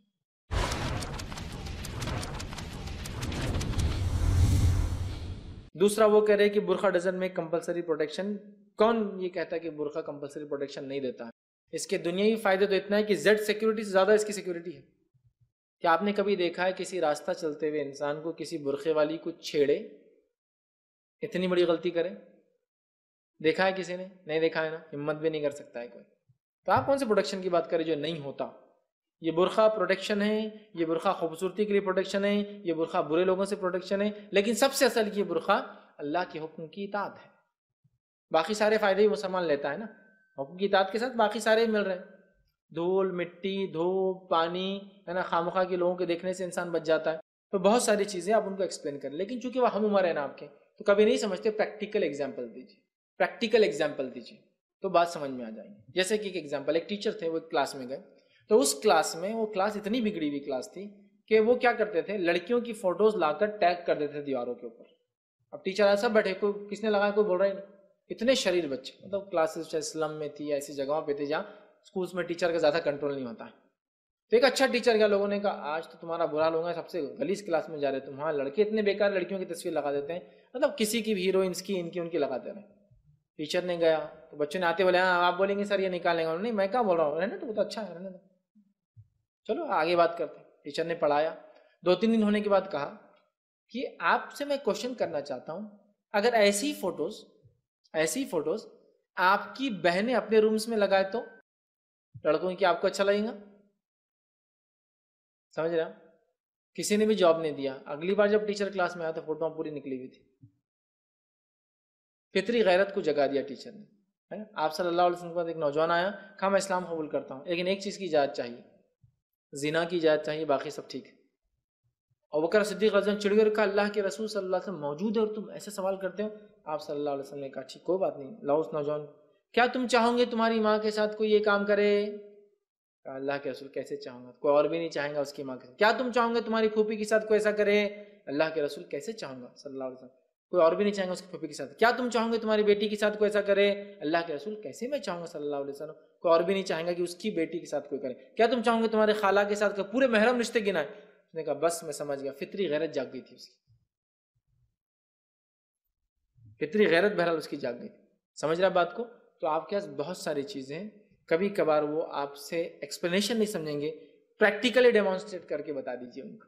جب شریر قسم کے لڑکے بیٹھے ہوتے نا کارنر پہ، اور جب یہ جو بے پردہ ہوتی، جو بچتی بھاگتی ادھر ادھر چھپتے پھرتی ہے، تب پتہ چلتا آپ کو برقعے کیا ہے۔ برقعے والے کو دیکھتے سب سیدھے ہوتے ہیں، اس کو مت چھوڑو، برقعے والی اس کے ساتھ۔ غلطی سے اگر برقعے والی لڑکی کسی غیر برقعے والے کے ساتھ بھی ہے تو دوسرے لڑکی چھیڑنے کو ڈرتے، اس لیے کہ برقعے والی نے غلط سمجھ لی تو وہ بہت بڑا مسئلہ ہو جائیں گے۔ تو یہ پروٹیکشن، اس کے کئی فائدے یاد رکھیے، اور اس کو بولیے اسلامک پوائنٹ آف ویو سے یہ ضروری ہے، اور اس کے بہت سارے فائدے ہیں۔ اور آج کے جدید دور میں تو میں کہوں گا بہت سارے ایگزامپلس ہیں جو آپ بتا سکتے ہیں اگر اتنا ہی ان کو سمجھنا ہے تو۔ بہت سارے نیو یارک میں جانتا ہوں ایسے بہت سارے سوشل ایکسپیریمنٹس ہوئے ہیں۔ ایک عورت بغیر برقعے کی، اور برقعے میں جب گئی تو لوگوں کے ریئیکشنز کیا تھے۔ میں سمجھتا ہوں یہ ایک دم جیتا جاگتا نمونہ ہے، پریکٹیکلی آپ دیکھ لیجئے کہ وہ ایک ہی خاتون ہے، ماڈل ہے، برقعے میں جا رہی ہے، سارے لوگ احترام کر رہے ہیں، اور وہی بغیر برقعے جا رہی ہے، سارے لوگ اس کو چھیڑ رہے ہیں۔ آپ بہرحال اس کو دیکھ سکتے ہیں اور بتا سکتے ہیں کہ کیسا پروٹیکشن برقعہ بہرحال لوگوں کو دیتا ہے۔ رہا ٹیررزم، میں سمجھتا ہوں ٹیررزم، اگر مسلمان ٹیررسٹ ہوتے، اس کا ایک بہت اچھا جواب ہے، میں بھول گیا وہ شخص کا نام، ایک سیاستدان ہے یورپ کے، انہوں نے کہا تھا اگر مسلمان دہشت گرد ہوتے تو آپ اور میں ابھی دنیا میں زندہ نہیں ہوتے۔ اگر آپ اور میں دنیا میں غیر مسلم زندہ ہے، یہ اس کی دلیل ہے کہ مسلمان دہشت گرد نہیں ہے۔ اس لیے کہ اگر دنیا کی 1.2 بلین پاپولیشن، جو کہ 5th ہوتا ہے پورے پاپولیشن کا، 1/5 پاپولیشن اگر ٹیررسٹ ہو جائے تو یہ دنیا ایک دن بھی نہیں چل سکتی۔ معلوم آپ کو؟ تو انہوں نے کہا اگر تم زندہ ہو تو یہ دلیل ہے کہ مسلمان دہشت گرد نہیں ہے، کیونکہ مسلمانوں نے دنیا کے بڑے حصے پہ راج کیا۔ بتائیے اگر وہ ٹیررسٹ ہوتے یا ان کا دین ٹیررزم سکھاتا تو کیا اتنے امن اور امان کے ساتھ وہ حکومتیں کرتے؟ اور اتنی بڑی بڑی شایان شان، اتنی بہترین حکومتیں کرتے، اور اتنا فائدہ اس زمین کو دے کے جاتے کہ جب زندہ تھے تو فائدہ دیا، مرنے کے بعد بھی ان کے مقبروں سے انکم جاری ہے۔ مرنے کے بعد بھی ان کے مقبروں سے انکم جاری ہے۔ تو یہ سب دلیل ہے اس کی کہ مسلمان نہ کبھی تھے نہ آج ہے۔ اب انٹرنیشنل سیناریو میں مسلمانوں کو ٹیررسٹ بنایا جا رہا ہے، اس لیے کہ جب تک کسی کو دشمن نہ بتاؤ تو بہت سارے پروڈکٹ سیل بھی نہیں ہوتے ہیں۔ پرابلم یہ بھی ہے، اگر میں یہ نہیں بتاؤں گا فوٹو کے اندر کہ کھلا ہاتھ رہنے سے دھوپ سے کالا ہو سکتا ہے، دیکھیے جو دھوپ میں نہیں تھا وہ کتنا چمکتا ہے، تو پھر میرا کریم کون خریدے گا؟ تو مجھے دشمن بتانا ہے، تو میں جب دنیا کو بتاؤں گا کہ ایک بہت بڑا ٹیررسٹ دنیا کے اندر ہے، وہ مسلمان ہے یا وہ فنڈامنٹلسٹ مسلمان ہے، تبھی تو سیکیورٹی کیمرے اتنے دھڑلے سے بکیں گے۔ آج ہر چھوٹے چھوٹا ادارہ، ہر چھوٹی سے چھوٹی دکان لگا رہا ہے CCTV، کیوں؟ ٹیررزم۔ ہر چوراہوں پر ٹیررزم۔ ملک ہتھیار کے ہتھیار خرید رہے ہیں، اتنا ہتھیار خرید رہے ہیں کہ جتنا وہ خرید رہے ہیں اتنے تو چھوٹے ملکوں کی صدیاں گزر جائیں گے، مطلب جو بھوک مری میں ہے افریقن ملک سے۔ سمجھ رہے آپ؟ سیکیورٹی سسٹم کون خریدیں گا، میزائل سسٹمز کون خریدیں گا، ملٹری کو اپڈیٹ کون کرے گا، یہ ساری ایک ورلڈ پالیسی، اس کو سمجھنا پڑے گا۔ یہ پروڈکٹ بیچنے کے لیے ایک ٹیررسٹ کریٹ کیا گیا، اور ہر بات کریٹ کیا جاتا ہے۔ اگر مسلمان ایسے ہوتے جیسا لوگ بتا رہے ہیں تو یہ کبھی نہیں ہوتا۔ یاد رکھیے کہ کوئی زندہ ہوتا۔ اس ہندوستان ملک کے اندر مسلمان نے کتنے سال حکومت کی؟ پہلی حکومت اگر جو ہے ہم لے لیں، پہلی حکومت جو دلی میں جو بہرحال قائم ہوئی، ٹھیک ہے، اس حکومت کو لے تو تب سے لے کر آج تک تقریباً 1100 سال مسلمانوں کی حکومت ہوتی ہے، ٹھیک ہے، دلی کے ایک چھوٹے علاقوں میں تھی، ٹھیک ہے۔ اس کے بعد وہ جو ہے جس کو ہم کہتے ہیں جو ہے غلام تھے، وہ بلبنس تھے جو پہلی بار جو ہے افغانستان سے نکل کے انڈیا آئے۔ قطب مینار بہرحال جنہوں نے بنایا، سب سے پہلی وہ نشانی تھی انڈیا میں بہرحال مسلمانوں کے پریزنس کی۔ اور اس کے بعد جو ہے دلی میں اور سینٹر میں مسلمان تقریباً 1000 سال رہے، 1857 تک سینٹر میں رہے۔ جب مغل آخری بادشاہ بہادر شاہ ظفر ہٹ گئے تو سینٹر سے مسلمان ہٹ گئے، پھر اسٹیٹ میں مسلمان تھے، پورے اسٹیٹس، بڑے بڑے اسٹیٹس مسلمان، حیدرآباد اسٹیٹ تھا، بھوپال اسٹیٹ تھا، بنگال اسٹیٹ تھا، اودھ تھا، یہ سب مسلمانوں کے پاس بڑے اسٹیٹ جتنے بھی تھے، باقی جتنے بھی تھے سب چھوٹے موٹے ہی تھے، اور مسلمانوں کو دیکھتے تھے کہ بھائی کیا لوگ ہیں۔ بہرحال یہ حال تھا. تو اگر مسلمان دہشت گرد ہوتے تو 1100 سال میں کیا حل کر دیتے اس ملک کا؟ بتائیے بتائیے کیا کر سکتے؟ 5 سال میں حکومتیں ملک کو برباد کر دیتی ہے. میں 1100 سال کی بات کر رہا ہوں. 5 سال میں غلط حکومتیں ملک کو برباد کر دیتی. 5 ایئرز میں 1100 سال کی بات کر رہا ہوں آپ سے. ڈے 1 جب دلی مسلمان آئے تو اس سے لے کر آج تک کی ہسٹری مانگ رہا ہوں میں آپ سے. 1947 تک سمجھیں یا 1952 تک حیدرآباد اسٹیٹ جو لاسٹ اسٹیٹ تھا ابالش ہوا, یا جوناگڑھ کو لے لیجیے 52 تک. بتائیے آپ 5 سال میں کہہ رہا ہوں نا ملک برباد ہو جاتے ہیں. تو میں تو کہہ رہا ہوں 1100 سال کی تاریخ اگر ہوتے تو. مسلمان یوروپ میں گئے, یوروپ میں انہوں نے حکومت کی, شان حکومت ہے, ٹھیک ہے, ایسی حکومت ہے کہ یوروپ دیکھتا ہے آج بھی ان حکومتوں.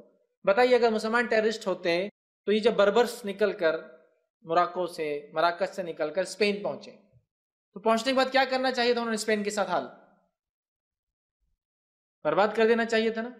اسپین کی حکومت 900 سالوں تک مسلمان چلا رہے. کیوں چلا رہے؟ دوسروں کی حکومت جن کو مارنے آئے تھے وہ. اور ایسی حکومت کہ وہاں کے لوگ بول رہے, بلکہ بلانے دعوت دینے والے خود غیر مسلم تھے. وائکنگ حکومت تھی, حکومت سے عوام پریشان تھی, ان کے ٹیکسز سے پریشان تھی. دعوت دی بلبنس کو, مسلمان جو بربر مطلب اس زمانے وہ جو وہاں کی قومیں تھی ان کو دعوت دی کہ بھائی آپ آئیے. وہاں سے مسلمان ان کے دعوت نہ ان کے ڈیفنس کے لیے پہنچے. اس کے بعد وہ لوگوں نے کہا آپ کے پاس صلاحیت, آپ ہی حکومت کیجیے. 4 سے 5 سال 10 سال کے اندر پورا جو پرتگال جس کو آج بولتے اور اسپین جس کو آج بولتے پورا مسلمانوں کے اندر تھا, سوائے اوپر کا میڈرڈ جو سب سے ٹاپ والا ایک کونا حصہ اتنا بچ گیا تھا. بہرحال اتنا ہی بچا تھا, باقی پورے اسپین میں حکومت کی مسلمانوں نے. اسپین سے نکل کے وہ فرانس تک چلے گئے, ٹھیک ہے. مسلمانوں کی فرانس میں کئی کالونیز رہی, ٹھیک ہے. اس کے بعد اٹلی میں رہی, کئی جگہ. بہرحال اب تاریخ لمبی تاریخ ہے مسلمانوں کی, کوئی چھوٹی موٹی نہیں ہے. تو مسلمان 900 سال تک اسپین میں کیوں رہے اور کچھ کیوں نہیں کیا؟ 1492 میں مسلمان وہاں سے نکلے اور داخل ہوئے. دیکھتے ہیں ابتدائی دور میں, سمجھو 8ویں صدی کے ابتدا میں پہنچ گئے تھے وہ 7ویں صدی کے بعد, بلکہ 632 میں نبی اکرم صلی اللہ علیہ وسلم وفات ہوتی ہے. 50 ایئرس کے اندر مسلمان وہاں پہنچے ہوئے, مطلب 7ویں صدی کا ابھی خاتمہ بھی نہیں ہوا تو مسلمان پہنچے ہوئے. تب سے لے کر جو ہے 14ویں صدی کے آخر تک 800 سے 900 سال حکومت کی. ان 900 سالوں میں کتنے اسپینیوں کو مارا انہوں نے؟ بتائیے. جب مسلمان اسپین سے نکل گئے اس کے بعد بھی آپ کو پتا ہے دنیا کے اندر عرب ممالک کو چھوڑ کر کوئی چرچ اگر ہے جو عربی میں ہے تو آج بھی اسپین کا جو چرچ ہے وہ عربی میں ہی ہے. معلوم آپ کو, ان کی پوری پریئرز اور ساری چیزیں عربی میں ہوتی ہیں. کیوں انہوں نے زبان کو نہیں چھوڑا آج تک؟ جب اتنی نفرت تھی ان کو مسلمانوں سے کہ نکال دیا اپنے زمین سے, تو ان کی زبان کو کیوں نہیں نکال دی؟ معلوم, اسپینش چرچ میں عربی پریئرز ہوتی ہے, آج بھی ان کی بائبل عربی میں. کیوں اتنی محبت ہے ان کو مسلمانوں سے؟ کوشچن یہ, سوال یہ. اگر یہ ٹیررسٹ تھے تو نہیں, وہ ہندوستان میں مثال لیجیے, ادھر یہ کی ادھر وہ کی, سب بے خوفانہ اور جاہلانہ, اور جس کو کہتے ہیں جس کو علم نہیں ہوتا نا وہ جو ہے ایسی باتیں کرتے ہیں. ایک اگر نالج کو اگر آپ لے, ایک بیچ نہیں, اس لیے کہ دشمن کسی سے دشمنی رکھتا ہے ایک آدمی اور اپنے فوج میں انہی دشمنوں کو شامل کریں گا کبھی؟ میں دشمن ہوں مسلمانوں کا, وہ ایک اسلامک راشٹر بنانا چاہتے ہیں, میں ہندو راشٹر کا ذمہ دار ہوں, اور میں کیا کر رہا ہوں اپنے راشٹر کو بڑھانے کے لیے پورے مسلمانوں کو اپنی فوج میں ڈال رہا ہوں. پاسبل ہے؟ ہائیلی امپاسبل ہے. یہ پولیٹیکل وارز تھے, ٹھیک ہے, یہ ستا تھی, انہوں نے اس کے لیے کیا تو مسلمان آپس میں کیا. اگر اورنگزیب نے شیواجی سے جنگیں لڑی تو میرا یہ کوشچن ہے, مغل جب آئے تو اس سے پہلے کون تھے انڈیا میں؟ کون تھے؟ لودھی سے پہلے کون تھے؟ خلجی سے پہلے کون تھے؟ تغلق. کوئی نہ کوئی تو مسلمان ہی تھا. مسلمان نے مسلمان کو ریپلیس کیا نا, تو وہ ایسے نان مسلم کو بھی ریپلیس کیے ہوں گے کئی جگہ. ہائیلی پاسبلٹی ہے نا, مطلب ایک جگہ مسلمان ہی مسلمان کو جو حکومت میں لیتا ہے تو دوسری جگہ نان مسلم سے بھی لڑ سکتے ہیں نا, اس میں ہوا ہے. تو بہرحال یہ ساری چیزیں سمجھنے کی ہے. تو مسلمان ٹیررسٹ نہ تھے, نہ آج ہے, نہ کل ہو سکتے, اس لیے کہ ہمارے دین کا نام ہی امن اور اسلام ہے, شانتی ہے. تو یہ سوال ہی نہیں اٹھتا. یہ ساری نیوز ہے, میڈیا ہے, تھوڑے دن میں چلے جائیں گی. ایک بہت اچھے ایک شخص ہے, اس نے ایک ڈاکیومنٹری بنائی مسلم آرکیٹیکچر پر. تو وہ کہتا ہے کہ جب اس نے وہ ڈاکیومنٹری بنائی, ٹھیک ہے, تو وہ ڈاکیومنٹری بناتے وقت لندن میں ٹرین میں بم بلاسٹ ہوئے تھے جب, ٹھیک ہے, میٹرو کے اندر جو ہوا, جب خبر پہنچی بات تم اسلام پہ بنا رہے ہو, دیکھو مسلمان کیا کریں. تو وہ انٹرویو دیتے تھے, بولنے لگا یہ ایک نیوز ہے, آج ہے کل ہوا میں اڑ جائیں گی. اس لیے کہ کوئی قوم کیسی ہے یہ پتہ کرنے کا سب سے اچھا طریقہ ہے وہ کیا چھوڑ کر جاتی ہے اپنے پیچھے. اس سے پتہ چلتا ہے وہ قوم کیسی ہے.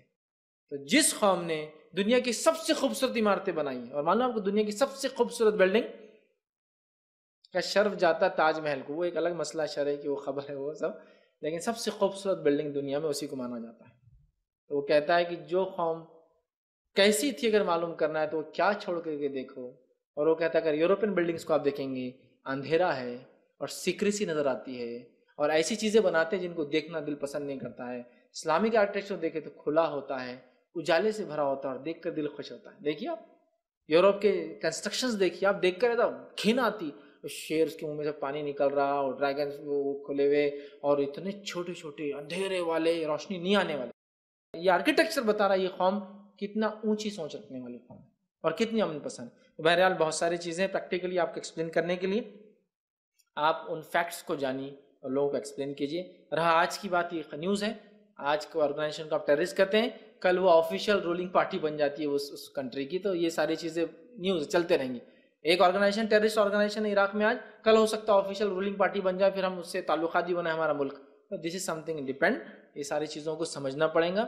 تھوڑا سا پولیٹیکل سینیریو بھی آپ دیکھیے اور ان کو بہرحال ایکسپلین کرنے کی کوشش کریں. ہم اپنی بات کو بہرحال یہیں ختم کریں گے. وآخر دعوانا ان الحمد للہ رب العالمین. سبحان ربک رب العزۃ عما یصفون وسلام علی المرسلین والحمد للہ رب العالمین.